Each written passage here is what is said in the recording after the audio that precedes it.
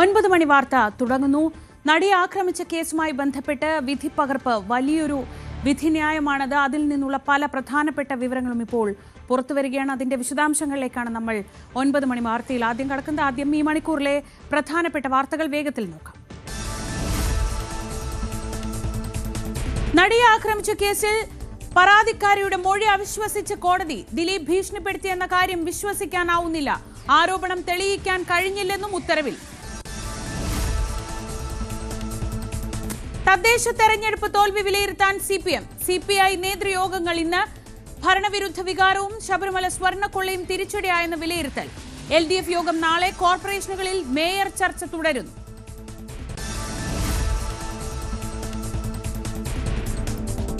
മുസ്ലിം league സംസ്ഥാന secretariat യോഗം കോഴിക്കോട് ചേരും. തദ്ദേശ തെരഞ്ഞെടുപ്പ് ഫലം അവലോകനം ചെയ്യുന്നത് പ്രധാന അജണ്ട. SIR-ൽ സ്വീകരിക്കേണ്ട തുടർ നടപടികൾക്കും യോഗം രൂപം നൽകും.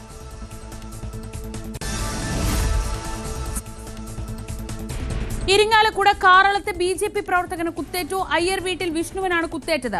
ആക്രമിച്ചത് DYFI പ്രവർത്തകർ എന്ന BJP. രാഹുൽ മാങ്കൂട്ടത്തിന് ഇന്ന് നിർണായകം. 2 ബലാത്സംഗ കേസുകളും ഹൈക്കോടതിയിൽ. അറസ്റ്റ് തടഞ്ഞ ആദ്യ കേസിൽ വിശദമായ വാദം കേൾക്കും. 2ാം കേസിൽ സർക്കാർ നൽകിയ ഹർജിയും പരിഗണിക്കും. രാഹുൽ ഇന്ന് ക്രൈംബ്രാഞ്ചിന് മുന്നിൽ ഹാജരാകില്ല.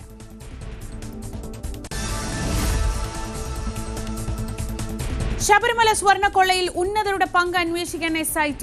ഉണ്ണികൃഷ്ണൻ പോറ്റിയെയും മുരാരി ബാബുവിനെയും കസ്റ്റഡിയിൽ വാങ്ങും. മുൻ എക്സിക്യൂട്ടീവ് ഓഫീസർ സുധീഷ് കുമാറിന്റെ ജാമ്യാപേക്ഷയിൽ ഇന്ന് വിധി. കേന്ദ്ര ഏജൻസിയുടെ അന്വേഷണം ആവശ്യപ്പെട്ട് UDF MPമാർ പാർലമെന്റ് കവാടത്തിൽ പ്രതിഷേധിക്കും.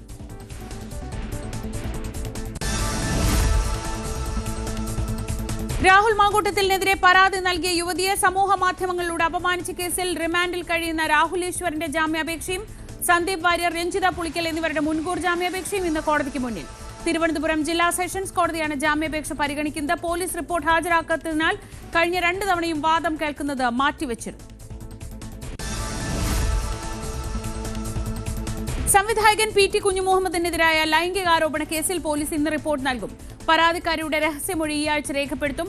IFFK-യിൽ സിനിമ തെരഞ്ഞെടുക്കുന്ന സമിതി അംഗമായ സ്ത്രീയോട് അധ്യക്ഷനായ കുഞ്ഞുമുഹമ്മദ് ഹോട്ടലിൽ വെച്ച് മോശമായി പെരുമാറിയെന്ന കേസ്. ലയണൽ മെസ്സി നരേന്ദ്രമോദി കൂടിക്കാഴ്ച ഇന്ന് ഡൽഹിയിൽ. ചീഫ് ജസ്റ്റിസിനെയും കരസേനാ മേധാവിയെയും കാണും. സെലിബ്രിറ്റി ഫുട്ബോൾ മത്സരത്തിന് ശേഷം നാട്ടിലേക്ക് മടങ്ങും.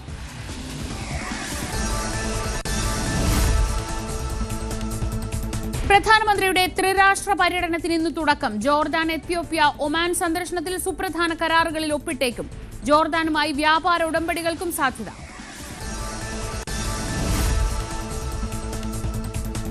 സിഡ്നി ഭീകരാക്രമണത്തിൽ നടുങ്ങിയ ഓസ്ട്രേലിയ. കൊല്ലപ്പെട്ടത് 16 പേർ. വെടിയുതിർത്തത് അച്ഛനും മകനും. ഓസ്ട്രേലിയൻ സർക്കാർ ജൂതവിരുദ്ധത ആളിക്കത്തിച്ചെന്ന് നെതന്യാഹു. ഭീകരാക്രമണത്തെ അപലപിച്ച് നരേന്ദ്രമോദി.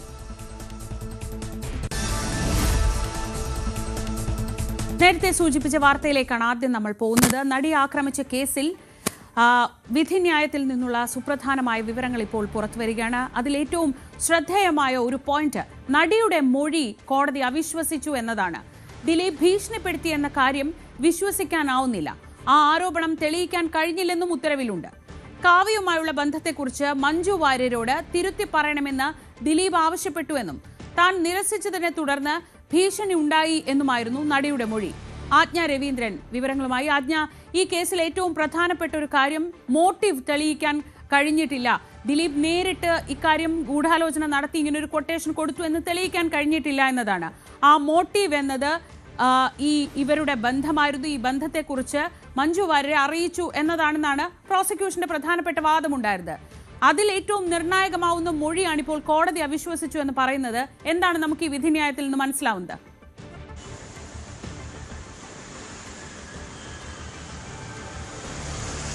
ശ്രീജ, ദിലീപ് തന്നെ ഭീഷണിപ്പെടുത്തി. അതായത് നടിയുമായി ബന്ധപ്പെട്ട നടിയുടെ അടുത്ത സുഹൃത്തായിരുന്നു മഞ്ജു വാര്യർ. ദിലീപുമായിട്ടും അത്തരത്തിലൊരു സൗഹൃദം ഉണ്ടായിരുന്ന കാലഘട്ടത്തിലാണ് ഈ കാവ്യ മാധവനുമായുള്ള ദിലീപിന്റെ ബന്ധം മഞ്ജു വാര്യരെ അറിയിക്കുന്ന ഒരു സാഹചര്യത്തിലേക്ക് പോയതെന്നാണ് പറയപ്പെടുന്നത്. ആ സാഹചര്യത്തിൽ അതായത് അതുവരെ മഞ്ജു വാര്യർക്ക് ഇക്കാര്യത്തിൽ വ്യക്തത ഉണ്ടായിരുന്നില്ല. അതേസമയം ഈ നടി അതിൽ ഒരു വ്യക്തത വരുത്തിയ ശേഷമാണ് ദിലീപും കാവ്യയും തമ്മിലുള്ള ബന്ധം കൂടുതൽ വിസിബിളായി മഞ്ജുവിന് വ്യക്തമായത് എന്നുള്ള ഒരു വിശ്വാസമായിരുന്നു ഉണ്ടായിരുന്നത്. ആ ഒരു ഇതിന്റെ പേരിലാണ് ദിലീപ് തന്നെ ഉപദ്രവിക്കാൻ, അതായത് പിന്നീട് മഞ്ജു വാര്യരുമായുള്ള വിവാഹബന്ധം വേർപെടുന്ന ഒരു സാഹചര്യത്തിലേക്കും കാവ്യമാധവനെ ദിലീപ് വിവാഹം കഴിക്കുന്ന ഒരു സാഹചര്യത്തിലേക്കും ഇത് മാറുകയുണ്ടായി. അതിന് വഴിവെച്ചത്, അതായത് മഞ്ജു വാര്യരുമായുള്ള 14 വർഷം നീണ്ട തന്റെ ദാമ്പത്യം ഇല്ലാതായതിന് റീസൺ ഈ നടിയുടെ ഈ വെളിപ്പെടുത്തലാണ്. അതുകൊണ്ട് തന്നെ നടി മഞ്ജു വാര്യരോട് ഇത് തിരുത്തണം, കാവ്യയുമായുള്ള ബന്ധത്തെപ്പറ്റി മഞ്ജു വാര്യരോട് പറഞ്ഞ കാര്യം നടി തന്നെ തിരുത്തി പറയണമെന്ന് ദിലീപ് നടിയോട് ആവശ്യപ്പെട്ടിരുന്ന സാഹചര്യം ഉണ്ടായിരുന്നു. അത് നടി തന്നെ അന്വേഷണ ഉദ്യോഗസ്ഥരോടും കോടതിയിലും വ്യക്തമാക്കിയിരുന്ന സാഹചര്യം ഉണ്ടായിരുന്നു. അത് അനുസരിക്കാതിരുന്നത് കൊണ്ട് ദിലീപ് തന്നെ ഭീഷണിപ്പെടുത്തിയതായിട്ടാണ് നടി കോടതിയെ ബോധ്യപ്പെടുത്തിയത്. അതേസമയം ഈ പ്രോസിക്യൂഷൻ ഈ വാദം ഉന്നയിക്കുന്ന സമയത്ത് വിസ്താര സമയത്ത് കോടതി ഈ നടിയോട് ഇത്തരത്തിൽ ഉള്ള അതായത് ദിലീപ് നടിയെ ഭീഷണിപ്പെടുത്തി എന്നുള്ള കാര്യം വിശ്വസിക്കാൻ കഴിയുന്നില്ല എന്നാണ് കോടതി ഉന്നയിച്ചത്. വിശ്വസിക്കാൻ കഴിയുന്നില്ല എന്ന് പറയുന്നതിന് കാരണം അതിന് തെളിവുകളോ സാക്ഷികളോ ഇല്ല, നടിയെ ഭീഷണിപ്പെടുത്തിയതിന് തെളിവുകളോ സാക്ഷികളോ ഇല്ല എന്നാണ് കോടതി വ്യക്തമാക്കുന്നത്. അതേസമയം തന്നെ നമുക്കറിയാം ഇതിൽ 28 സാക്ഷികൾ പിന്നീട് അവരുടെ കൂറുമാറ്റം എന്ന് പറയുന്നത് അന്വേഷണ ഉദ്യോഗസ്ഥന് മുൻപാകെ നടത്തിയിട്ടുള്ള മൊഴി പിന്നീട് മാറ്റി പറയുന്ന ഒരു സാഹചര്യം ഉണ്ടായി. കൂറുമാറ്റം എന്ന് തന്നെ പറയാൻ പറ്റില്ല, കാരണം കോടതിക്ക് മുൻപാകെ പറയുന്ന ഒരു സാഹചര്യത്തിലേക്ക് അത് പോയിരുന്നില്ല. എന്നിരുന്നാലും അന്വേഷണ ഉദ്യോഗസ്ഥന് മുൻപാകെ ഇത് അന്വേഷണ ഉദ്യോഗസ്ഥർ രേഖപ്പെടുത്തിയിട്ടുമുണ്ട്. അന്വേഷണ ഉദ്യോഗസ്ഥന് മുൻപാകെ റിമി ടോമി, അതുപോലെ ഇടവേള ബാബു, നടൻ സിദ്ദിഖ് തുടങ്ങിയ ആളുകളൊക്കെ ഈ ദിലീപും നടിയും തമ്മിൽ ഇതുമായി ബന്ധപ്പെട്ട തർക്കമുണ്ടായി എന്നുള്ള ഒരു കാര്യം, അതായത് അബാദ് പ്ലാസയിൽ നടന്നിട്ടുള്ള ഹോട്ടൽ അബാദ് പ്ലാസയിൽ വെച്ച് നടന്നിട്ടുള്ള അമ്മയുടെ റിഹേഴ്സൽ ക്യാമ്പിൽ വെച്ചിട്ട് വഴക്കുണ്ടായി. ആ സമയത്ത് നടിയെ താൻ അപായപ്പെടുത്തും എന്നൊരു സാഹചര്യത്തിലേക്ക് പോലും ദിലീപ് സംസാരിച്ചിരുന്നു എന്നുള്ള കാര്യത്തിൽ വ്യക്തത വരുന്ന മൊഴികൾ ആ സമയത്ത് അന്വേഷണ ഉദ്യോഗസ്ഥർ രേഖപ്പെടുത്തിയിട്ടുണ്ടായിരുന്നു. പിന്നീട് അവർ ഏറെ പേരും അതിൽ നിന്ന് മൊഴി മാറ്റി കോടതിയിൽ വെച്ചിട്ട് ഇത്തരത്തിൽ തർക്കമുണ്ടായില്ല, അല്ലെങ്കിൽ തർക്കത്തെപ്പറ്റി തങ്ങൾക്ക് അറിയില്ല എന്നൊരു സാഹചര്യത്തിലേക്ക് പോയിരുന്നു. എന്നിരുന്നാൽ പോലും ഇങ്ങനെ രേഖപ്പെടുത്തിയിരുന്ന സാഹചര്യമുണ്ട്. അത് മുഴുവൻ ഇല്ലാതാവുന്ന ഘട്ടത്തിലാണ്, അതായത് ഈ മൊഴികൾ മുഴുവൻ പിൻവലിക്കുന്ന മൊഴി മാറ്റി പറയുന്ന കോടതിയിൽ മൊഴി മാറ്റി പറയുന്ന സാഹചര്യത്തിലാണ്. അത് ബിന്ദു പണിക്കരുണ്ട്, റിമി ടോമി ഉണ്ട്, അതുപോലെ തന്നെ ഈ നേരത്തെ പറഞ്ഞതുപോലെ നടൻ സിദ്ദിഖ് ഉണ്ട്, ഭാമയുണ്ട്. ഇവരൊക്കെ ഈ നടിയുമായി ദിലീപ് അബാദ് പ്ലാസയിൽ വെച്ച് തർക്കിച്ചിരുന്നു, വഴക്കിട്ടതായി പറയുന്നുണ്ട്. ആ പറഞ്ഞ കാര്യം കോടതിയിൽ എത്തിയിട്ടില്ല, അത് വാസ്തവമാണ്. കാരണം കോടതിയിൽ വീണ്ടും ആ മൊഴിയെടുക്കുമ്പോൾ അവരത് മൊഴി മാറ്റി പറഞ്ഞു. കോടതി വീണ്ടും അവരെ വിസ്തരിക്കാൻ വിളിക്കുമ്പോൾ അത് മൊഴി മാറ്റി പറയുന്ന ഒരു സാഹചര്യത്തിലേക്ക് പോയിരുന്നു. അതുകൊണ്ട് തന്നെ കോടതി വളരെ കൃത്യമായി പറയുകയാണ്, ഈ കാര്യത്തിൽ തെളിവില്ല, അതായത് ദിലീപ് നടിയെ അപായപ്പെടുത്തുമെന്ന് ഭീഷണിപ്പെടുത്തി എന്നുള്ള കാര്യം തെളിയിക്കാൻ കഴിഞ്ഞിട്ടില്ല, പ്രോസിക്യൂഷൻ തെളിയിക്കാൻ കഴിഞ്ഞിട്ടില്ല എന്നാണ്. അതുകൊണ്ട് തന്നെ നടി മുന്നോട്ട് വെച്ചിരിക്കുന്ന ഈ കാര്യം വിശ്വാസത്തിലെടുക്കാൻ കഴിയില്ല എന്നാണ് കോടതി വിസ്താരവേളയിൽ പറഞ്ഞിട്ടുള്ള വിധി പകർപ്പിൽ അത് കൃത്യമായി പറയുന്നുണ്ട്. നടിയെ അവിശ്വസിക്കുന്ന ഒരു സാഹചര്യത്തിലേക്ക് തന്നെയാണ് കോടതി പോയിട്ടുള്ളത്. നമുക്കറിയാം ഈ കേസിലെ അതിജീവിതയാണ് നടിക്കുണ്ടായ ദുരനുഭവം പലതവണയും കോടതിക്ക് മുൻപാകെ പറയുമ്പോൾ ജഡ്ജിന്റെ ചോദ്യങ്ങൾക്ക് മുൻപാകെ നടി പൊട്ടിക്കരഞ്ഞിരുന്ന സാഹചര്യങ്ങൾ ഉണ്ടായിരുന്നു എന്ന് കൂടി പ്രോസിക്യൂഷൻ പലതവണയായി വെളിപ്പെടുത്തിയിട്ടുണ്ട്.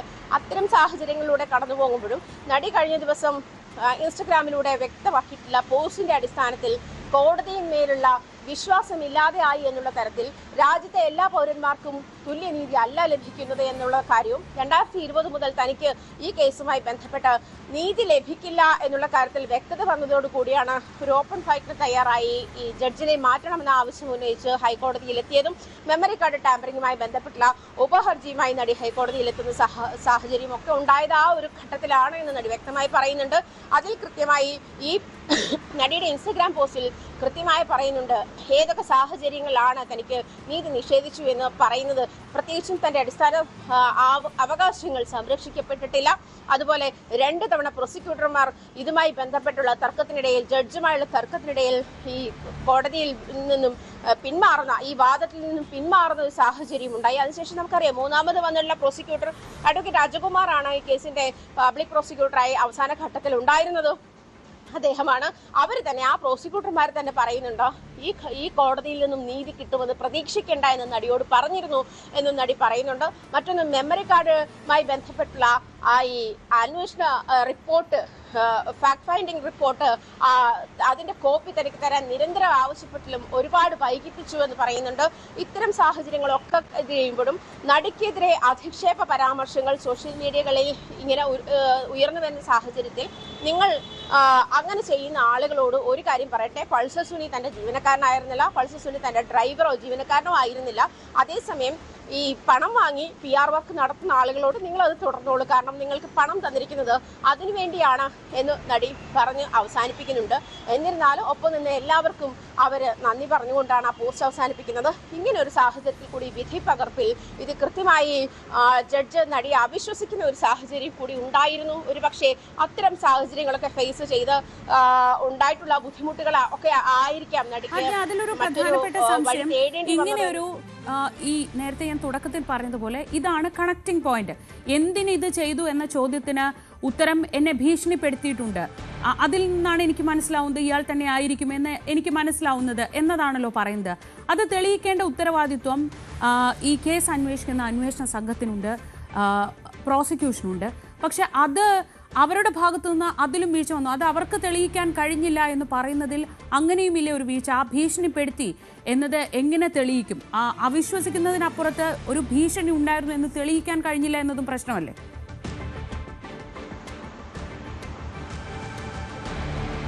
തീർച്ചയായിട്ടും പ്രോസിക്യൂഷന്റെ ഭാഗത്തു നിന്നും മതിയായ രേഖകളോ തെളിവുകളോ ഹാജരാക്കാൻ, പ്രത്യേകിച്ച് 8ാം പ്രതി ദിലീപിനെതിരെ ഹാജരാക്കാനോ ദിലീപ് ഇതുമായി ബന്ധപ്പെട്ടുള്ള ഗൂഢാലോചനയുടെ ഭാഗമായി എന്ന് തെളിയിക്കാനോ പ്രോസിക്യൂഷൻ കഴിഞ്ഞില്ല എന്ന് തന്നെ ആദ്യഘട്ടത്തിൽ ജഡ്ജ് പറയുന്നുണ്ട്. പ്രത്യേകിച്ചും ദിലീപിനെ കുറ്റവിമുക്തനാക്കുന്ന സാഹചര്യം എങ്ങനെയുണ്ടായി എന്നുള്ള ഒരു കാര്യം ചോദ്യം ബാക്കിയാകുമ്പോൾ അന്നും കോടതി പറഞ്ഞത് ഇങ്ങനെയാണ്, മതിയായ തെളിവുകൾ ഹാജരാക്കാൻ കഴിഞ്ഞില്ല പ്രോസിക്യൂഷന് എന്ന് പറയുന്നത്. മറ്റൊരു കാര്യം വിധിന്യായത്തിൽ പറയുന്നത്, ഈ പൾസർ സുനി ആ ദിവസം, അതായത് 2017 ഫെബ്രുവരി 17 ഒരു സ്ത്രീ, ശ്രീലക്ഷ്മി എന്ന് പറയുന്ന ഒരു സ്ത്രീ നിരന്തരം വിളിച്ചുകൊണ്ടിരുന്നു.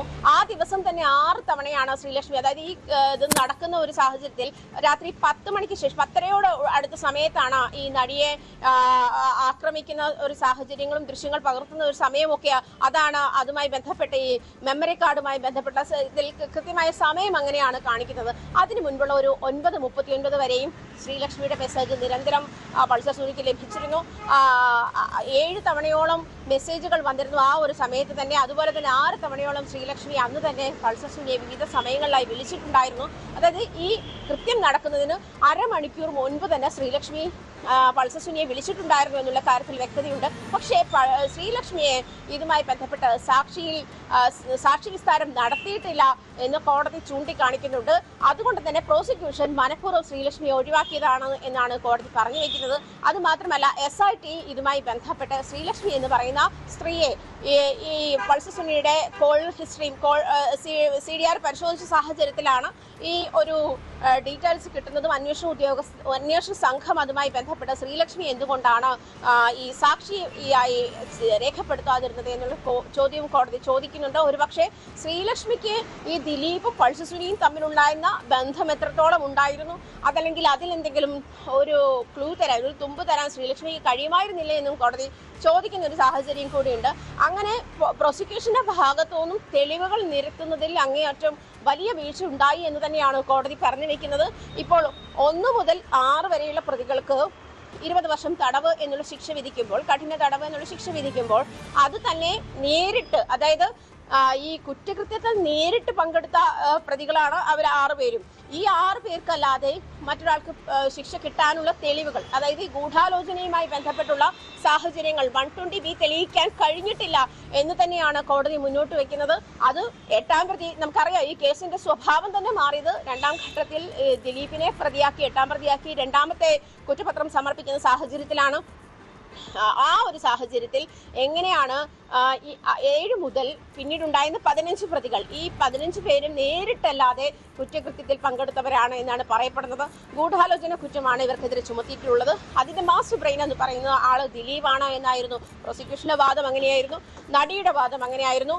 ആ ഒരു സാഹചര്യം അംഗീകരിക്കാൻ കോടതി തയ്യാറായില്ല എന്നാണ്. പ്രത്യേകിച്ചും ദിലീപ് ഭീഷണിപ്പെടുത്തി എന്നുള്ള നടിയുടെ ആരോപണം തെളിയിക്കാൻ കഴിഞ്ഞിട്ടില്ല എന്നാണ് കോടതി പറയുന്നത്. അത് പാടെ നടിയെ അവിശ്വാസത്തിൽ എടുക്കുന്ന ഒരു സാഹചര്യത്തിലേക്ക് കോടതിക്ക് പോകേണ്ടി വന്നു എന്നുള്ളതും അത് ഈ തെളിവുകളുടെ അഭാവത്തിൽ തന്നെയാണ് എന്നാണ് കോടതി ചൂണ്ടിക്കാണിക്കുന്നത്. ശ്രീജ, ആജ്ഞ രവീന്ദ്രനാണ് വിവരങ്ങൾ നൽകിയത്. ഇനി നമ്മൾ പോകുന്നത് ഇന്ന് കോടതിക്ക് മുന്നിൽ എത്തുന്ന മറ്റൊരു പ്രധാനപ്പെട്ട കേസിന്റെ വിവരങ്ങളിലേക്കാണ്. രാഹുൽ മാങ്കൂട്ടത്തിന് ഇന്ന് വളരെ നിർണായക ദിവസമാണ്. രണ്ടാമത്തെ പരാതിയിൽ രാഹുൽ മാങ്കൂട്ടത്തിൽ MLAക്ക് മുൻകൂർ ജാമ്യം നൽകിയതിനെതിരെ ഹൈക്കോടതിയിൽ സർക്കാർ നൽകിയ ഹർജി ഇന്നാണ് പരിഗണിക്കുന്നത്. ഇതോടൊപ്പം രാഹുലിന് മുൻകൂർ ജാമ്യം നൽകിയതുമായി ബന്ധപ്പെട്ട കേസിൽ വിശദമായ വാദവും ഇന്ന് കേൾക്കുന്നുണ്ട്. പ്രോസിക്യൂഷൻ ഹാജരാക്കിയ തെളിവുകൾ പ്രഥമ ദൃഷ്ട്യാ ജാമ്യം നിഷേധിക്കാൻ മതിയായതാണെന്ന് സർക്കാർ ഈ രണ്ടാമത്തെ കേസിന്റെ മുൻകൂർ ജാമ്യം എതിർത്തുകൊണ്ടുള്ള ഹർജിയിൽ പറയുന്നുണ്ട്. ബലാത്സംഗ കേസിൽ ക്രൈംബ്രാഞ്ച് അന്വേഷണ സംഘത്തിന് മുന്നിൽ ഇന്ന് രാഹുൽ ഹാജരാകില്ല എന്നൊരു പ്രധാനപ്പെട്ട വിവരം കൂടിയുണ്ട്. വിവരങ്ങളുമായി ആജ്ഞ രവീന്ദ്രനും ഒപ്പം ഡാൻ കുര്യനും ചേരുന്നുണ്ട്. ആദ്യം ആജ്ഞയിലേക്ക്. ആജ്ഞ, 2 ബലാത്സംഗ കേസുകളും 2 തരത്തിൽ ഇന്ന് കോടതിക്ക് മുന്നിൽ എത്തുന്നു. അത് വളരെ പ്രധാനപ്പെട്ടതാണ്. ഒന്നിൽ വിശദമായ വാദം കേൾക്കുന്നുണ്ട്, അപ്പോൾ അതിൻ്റെ വിവരങ്ങൾ ഉണ്ടാകും. മറ്റൊന്ന്, സർക്കാർ ശക്തമായി എതിർക്കുന്നുണ്ട് ഈ മുൻകൂർ ജാമ്യം നൽകിയ നടപടിയെ. എന്തൊക്കെയാണ് ഇന്ന് കോടതിയിൽ നമ്മൾ പ്രതീക്ഷിക്കുന്നത്?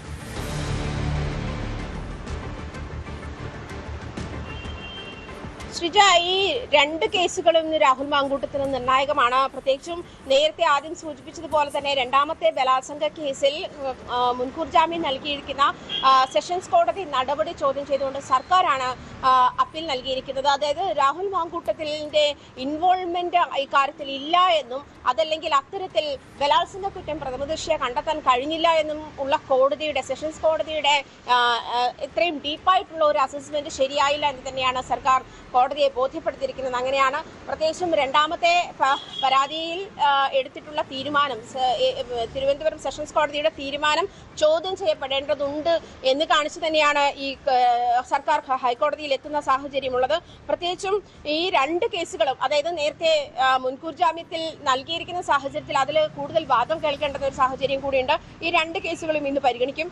അത് അറസ്റ്റ് തടഞ്ഞ കേസിലാണ് ആദ്യം ഹൈക്കോടതിയിൽ വാദം കേൾക്കുന്ന സാഹചര്യം ഉണ്ടാകുന്നത്. ശ്രീജ, ശരി. ഡാൻ കുര്യൻ കൂടി വിവരങ്ങൾ നൽകും.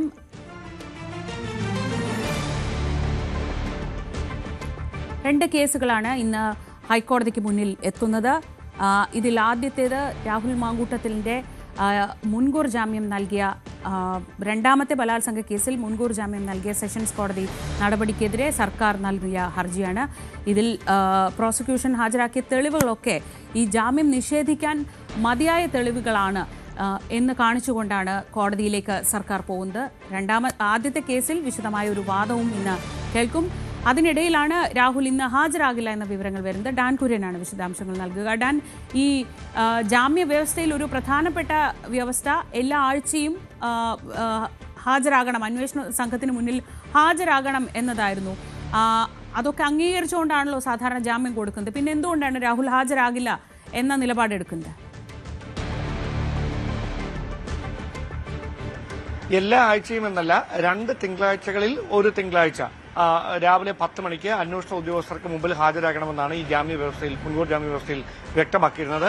അതേസമയം ഇന്ന് ഹാജരാകാതിരിക്കുന്നതിന് രാഹുൽ മാങ്കൂട്ടത്തിൽ നൽകുന്ന വിശദീകരണം, രാഹുൽ മാങ്കൂട്ടത്തിന് ഇതുമായി ബന്ധപ്പെട്ട രേഖാമൂലമുള്ള ഒരു നോട്ടീസും ഒരു വിവരങ്ങളും അന്വേഷണ സംഘം കൈമാറിയിട്ടില്ല. എവിടെ വരണമെന്നോ അല്ലെങ്കിൽ ആരെ കാണണമെന്നോ എന്നതടക്കമുള്ള കാര്യങ്ങൾ സൂചിപ്പിക്കുന്ന കോടതിയുടെ അടക്കമുള്ള ഈ വിധിയുടെ പകർപ്പോ അത് തന്റെ കൈവശം നേരിട്ടെത്തിയിട്ടില്ല. അതോടൊപ്പം ഉദ്യോഗസ്ഥരാരും അങ്ങനെ ഒരു കാര്യം പറഞ്ഞ് ബന്ധപ്പെട്ടിട്ടില്ല എന്നാണ് രാഹുലിന്റെ വിശദീകരണം. സ്വാഭാവികമായി ഇന്ന് ഈ 2 കേസുകളും, അതായത് സർക്കാർ നൽകിയിരിക്കുന്ന അപ്പീലും അതോടൊപ്പം തന്നെ ഹൈക്കോടതിയിൽ രാഹുൽ നൽകിയിരിക്കുന്ന മുൻകൂർ ജാമ്യാപേക്ഷയിൽ വിശദമായ വാദം കേൾക്കലും, ഇത് രണ്ടും ഇന്ന് നടക്കുന്ന ഒരു പശ്ചാത്തലത്തിൽ അതിന്റെ ഒരു തീരുമാനം അറിഞ്ഞതിന് ശേഷമേ അന്വേഷണ സംഘവും ഏതെങ്കിലും ഒരു തുടർ നീക്കങ്ങളിൽ കടക്കുകയുള്ളൂ. കാരണം കഴിഞ്ഞ ദിവസം പ്രോസിക്യൂഷന്റെ ഭാഗത്തുനിന്ന് കൃത്യമായ വിവരങ്ങൾ കോടതിയിൽ പ്രോസിക്യൂഷൻ കൈമാറിയിട്ടും മൊഴിപ്പകർപ്പടക്കം കൈമാറിയിട്ടും രണ്ടാമത്തെ ബലാത്സംഗ കേസിൽ മുൻകൂർ ജാമ്യം ലഭിക്കാതിരുന്നത് അല്ലെങ്കിൽ മുൻകൂർ ജാമ്യം ലഭിച്ചത് എന്തുകൊണ്ടാണ് എന്നതിൽ വലിയൊരു ആശയക്കുഴപ്പം നിലനിൽക്കുന്നുണ്ട്. അതിൽ വലിയൊരു അതൃപ്തിയുമുണ്ട് പ്രോസിക്യൂഷനെ. കാരണം അതുകൊണ്ട് തന്നെയാണ് അപ്പീൽ പോകാനുള്ള തീരുമാനത്തിലേക്ക് സർക്കാർ തിടുക്കത്തിൽ എത്തുകയും ചെയ്തത്. എന്തായാലും ഇന്ന് അനുകൂലമായൊരു തീരുമാനം വരുമെന്ന പ്രതീക്ഷയിലാണ് പ്രോസിക്യൂഷൻ ഉള്ളത്. എന്തായാലും കോടതിയുടെ ഭാഗത്തു നിന്നുണ്ടാകുന്ന വിധിയുടെ അല്ലെങ്കിൽ തുടർ നീക്കങ്ങളുടെ അടിസ്ഥാനത്തിലായിരിക്കും അന്വേഷണ സംഘവും രാഹുൽ മാങ്കൂട്ടത്തിലുമായി ബന്ധപ്പെട്ട കേസുകളിൽ ഒരു തുടർ നീക്കങ്ങളിലേക്ക് കടക്കുകയുള്ളൂ. അതുവരെ മറ്റേ ചോദ്യം ചെയ്യാൻ വിളിപ്പിക്കുകയോ രേഖാമൂലം കത്ത് കൈമാറുകയോ നോട്ടീസ് നൽകുകയോ അത്തരത്തിലുള്ള ഒരു നടപടികളും ഉണ്ടായേക്കില്ല എന്ന് തന്നെയാണ് വിവരം. അങ്ങനെയെങ്കിൽ ഇനി അറിയാനുള്ളത് കോടതിയുടെ ഭാഗത്ത് നിന്ന് ഈ രണ്ട് കേസുകളും പരിഗണിക്കുന്നത്. പ്രോസിക്യൂഷൻ രണ്ട് ബെഞ്ചുകളിലാണ് ഇത് എത്തുന്നത്. പക്ഷേ രണ്ടിടങ്ങളിലും ഈ രണ്ട് കേസുകളെ കണക്ട് ചെയ്തുകൊണ്ടുള്ള ഒരു വാദമായിരിക്കും ഡയറക്ടർ ജനറൽ ഓഫ് പ്രോസിക്യൂഷന്റെ ഭാഗത്തു നിന്നടക്കം ഉണ്ടാകുക എന്ന സൂചനകളാണ് ലഭിക്കുന്നത്. അങ്ങനെയെങ്കിൽ അവിടെ കോടതി എന്ത് നിലപാടെടുക്കുമെന്നതാണ് ഇനി അറിയാനുള്ളത്. ശരി, ഡാൻ കുര്യനാണ് വിവരങ്ങൾ നൽകിയത്. രാഹുൽ മാങ്കൂട്ടത്തിൽ ഇന്ന് എന്തായാലും അന്വേഷണ സംഘത്തിന് മുന്നിൽ ഹാജരാകില്ല. ഇതുമായി ബന്ധപ്പെട്ട ഉത്തരവുകളൊട്ടും രാഹുലിന് കിട്ടിയിട്ടില്ല എന്നതാണ് ഇതിന് നൽകുന്ന വിശദീകരണം. അതേസമയം ഇതുമായി ബന്ധപ്പെട്ട മറ്റൊരു പ്രധാനപ്പെട്ട കാര്യം കൂടിയുണ്ട്. രാഹുൽ മാങ്കൂട്ടത്തിനെതിരെ പരാതി നൽകിയ യുവതിയെ സമൂഹ മാധ്യമങ്ങളിലൂടെ അപമാനിച്ച കേസിൽ രാഹുൽ ഈശ്വർ ഇപ്പോഴും റിമാൻഡിൽ കഴിയുകയാണ്. രാഹുൽ ഈശ്വറിന്റെ ജാമ്യാപേക്ഷയും ഇന്ന് കോടതിക്ക് മുന്നിലെത്തുന്നുണ്ട്. ഇതോടൊപ്പം സന്ദീപ് വാര്യർ, രഞ്ജിത പുളിക്കൽ എന്നിവരുടെ മുൻകൂർ ജാമ്യാപേക്ഷ കൂടി കോടതി പരിഗണിക്കും. തിരുവനന്തപുരം ജില്ലാ സെഷൻസ് കോടതിയാണ് ജാമ്യാപേക്ഷകൾ പരിഗണിക്കുന്നത്. പോലീസ് റിപ്പോർട്ട് ഹാജരാക്കാത്തതിനാൽ കഴിഞ്ഞ 2 തവണയും വാദം കേൾക്കുന്നത് മാറ്റിവെച്ചു.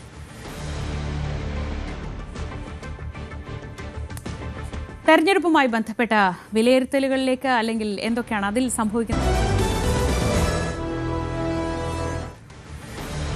തദ്ദേശ തെരഞ്ഞെടുപ്പിലെ കനത്ത തോൽവി വിലയിരുത്താൻ ഇടതു പാർട്ടികളുടെ നേതൃയോഗം ഇന്ന് ചേരും. CPM സംസ്ഥാന സെക്രട്ടേറിയറ്റും CPI സംസ്ഥാന സെക്രട്ടേറിയറ്റ് എക്സിക്യൂട്ടീവ് യോഗങ്ങളുമാണ് ഇന്ന് ചേരുന്നത്. അപ്രതീക്ഷിതമായി ഉണ്ടായ വൻ തോൽവിയുടെ കാരണങ്ങൾ കണ്ടെത്തുകയാണ് യോഗങ്ങളുടെ അജണ്ട. ഭരണവിരുദ്ധ വികാരം, ശബരിമലയിലെ സ്വർണ്ണക്കൊള്ള, ന്യൂനപക്ഷ വോട്ടുകളുടെ ധ്രുവീകരണം തുടങ്ങിയ കാരണങ്ങളാണ് പരാജയത്തിന് വഴിവെച്ചതെന്നാണ് CPMന്റെയും CPIയുടെയും പ്രാഥമിക നിഗമനം. ശബരിമല സ്വർണ്ണക്കൊള്ള വിചാരിച്ചതിലും വലിയ ആഘാതം സൃഷ്ടിച്ചതായി CPI സംസ്ഥാന സെക്രട്ടറി ബിനോയ് വിശ്വം ഇന്ത്യൻ എക്സ്പ്രസിന് നൽകിയ അഭിമുഖത്തിൽ പ്രതികരിച്ചു. VV അരുൺ വിവരങ്ങളുമായി. അരുൺ, പ്രധാനമായും ഇപ്പോൾ വിലയിരുത്തലുകളുടെ സമയമാണ്. കാരണം ഏറ്റവും അനുകൂലമായ ഒരു സാഹചര്യത്തിലാണ് തദ്ദേശ തെരഞ്ഞെടുപ്പിലേക്ക് പോകുന്നതെന്നായിരുന്നു ഇടതുമുന്നണിയുടെ, പ്രത്യേകിച്ച് CPMന്റെ ധാരണ. അതിനുള്ള കാര്യങ്ങളൊക്കെ അവർ ചെയ്തിട്ടുണ്ടായിരുന്നു, പ്രത്യേകിച്ച് ജനക്ഷേമ പദ്ധതികളൊക്കെ. പക്ഷെ എന്നിട്ടും ഇത്ര വലിയൊരു തിരിച്ചടി എങ്ങനെ ഉണ്ടായി എന്നതിൽ ആഴത്തിൽ വിലയിരുത്തലുകൾ വേണ്ടിവരും. കാരണം നിയമസഭാ തെരഞ്ഞെടുപ്പ് തൊട്ടടുത്തുണ്ട്. എന്തൊക്കെയാണ് പ്രാഥമികമായി ഇവരെത്തുന്ന നിഗമനങ്ങൾ? ഇത് മുന്നണിക്കകത്ത് ഉണ്ടാക്കുന്ന ഒരു പൊതുവികാരം എന്തൊക്കെയാണ്? ഏത് വിപരീത സാഹചര്യത്തിലും ഏത് പ്രതികൂല സാഹചര്യത്തിലും ഇതുപോലൊരു ഫലം ഇടതുമുന്നണി നേതൃത്വം പ്രതീക്ഷിച്ചിരുന്നില്ല എന്നതാണ് വസ്തുത. ഒരുപക്ഷെ 10 വർഷത്തോടെടുക്കുന്ന ഭരണം വരുമ്പോൾ സ്വാഭാവികമായും ഭരണത്തിനെതിരെയൊക്കെ ചെറിയ വികാരമുണ്ടായേക്കാം. അതൊക്കെ മറികടക്കാൻ ക്ഷേമ പദ്ധതികളിലൂടെ കഴിയും, സർക്കാരിന്റെ വികസന പദ്ധതികളിലൂടെ കഴിയുമെന്നുള്ളതായിരുന്നു CPMന്റെ പൊതുവിലും പ്രത്യേകിച്ചും മുന്നണിയുടെ പൊതുവിലുമുള്ള വിലയിരുത്തൽ. പക്ഷേ ആ പ്രതീക്ഷകളെയൊക്കെ വിലയിരുത്തലിനെയൊക്കെ തകിടം മറിക്കുന്ന ജനവിധിയാണ് ഉണ്ടായത്. കണക്കുകൾ നോക്കുമ്പോൾ ഇപ്പോഴും അത്ര വലിയൊരു പരാജയം ഉണ്ടായില്ല എന്ന നേതാക്കൾ ചിലരെങ്കിലും അവകാശപ്പെടുന്നുണ്ടെങ്കിൽ ഇപ്പോൾ CPMന്റെ സംസ്ഥാന കേന്ദ്ര കമ്മിറ്റി അംഗം കൂടിയായ ഇടതുമുന്നണി കൺവീനറുടെ പ്രതികരണം വന്നിട്ടുണ്ട്. വോട്ട് നില പരിശോധിക്കുമ്പോൾ ഇതിനേക്കാൾ വലിയ തോൽവി നേരത്തെയും ഇടതുമുന്നണി നേരിട്ടിട്ടുണ്ട്. പ്രതീക്ഷ വിജയം കൈവരിക്കാനായില്ല. ഇത് വെച്ച് കേരളത്തിന്റെ ഭാവി പറയാൻ കഴിയില്ല. ശബരിമല തിരിച്ചടിയായി എന്ന് LDF വിലയിരുത്തിയില്ല തുടങ്ങിയ പ്രതികരണങ്ങൾ അദ്ദേഹത്തിന്റെ ഭാഗത്തുണ്ടാകുമ്പോഴും അങ്ങനെയല്ല, വലിയ തിരിച്ചടി ഈ വിഷയങ്ങളൊക്കെ ഉണ്ടാക്കിയിട്ടുണ്ട് എന്ന് തന്നെ CPM നേതാക്കൾ, അത്തരം അഭിപ്രായമുള്ള നേതാക്കൾ CPMലുണ്ട്. ശബരിമല വിചാരിച്ചതിലും വലിയ ആഘാതം ഉണ്ടാക്കുമെന്ന് നേരത്തെ തന്നെ CPI മുന്നറിയിപ്പ് നൽകിയിരുന്നു. ഈ തെരഞ്ഞെടുപ്പ് പ്രവർത്തനങ്ങൾ മുന്നോട്ട് പോകുമ്പോൾ ചേർന്ന CPI നേതൃയോഗങ്ങൾ അത്തരം ഒരു വിലയിരുത്തൽ നടത്തിയിരുന്നു. ശബരിമല വലിയ തിരിച്ചടി ഉണ്ടാക്കിയേക്കാം. പക്ഷെ അന്ന് അത് പുറത്തു പറയാൻ CPI തയ്യാറാകാത്തത് തെരഞ്ഞെടുപ്പ് ഘട്ടമായതിനാലാണ്. പക്ഷേ ഇന്ന് CPI സംസ്ഥാന സെക്രട്ടറി നൽകിയ അഭിമുഖത്തിൽ പറയുന്നത് വലിയ പ്രതീക്ഷയിലും വലിയ തിരിച്ചടി ശബരിമല ഉണ്ടാക്കി എന്നുള്ളത് തന്നെയാണ്. നമ്മൾ ഈ തെരഞ്ഞെടുപ്പ് പ്രവർത്തന പങ്കാളികളായ അല്ലെങ്കിൽ തെരഞ്ഞെടുപ്പിന്റെ സ്ഥാനാർത്ഥികളായിരുന്ന നേതാക്കളുമായൊക്കെ സംസാരിക്കുമ്പോൾ അവരും ഈ ജനങ്ങൾ ചോദിക്കുമ്പോൾ, പ്രത്യേകിച്ച് തിരുവനന്തപുരത്തൊക്കെ ജനങ്ങൾ ചോദിക്കുമ്പോൾ ശബരിമലയിൽ എന്താണ് സംഭവിച്ചതെന്ന് ചോദിക്കുമ്പോൾ അതിന് മറുപടി പറയാൻ കഴിയാത്ത വിധം തങ്ങൾ ചൂളിപ്പോയി പലയിടത്തും എന്ന് നേതാക്കൾ പറയുന്നുണ്ട്. വരും CPMന്റെ സംസ്ഥാന സെക്രട്ടേറിയറ്റ് യോഗമാണ് ഇന്ന് ചേരുന്നത്.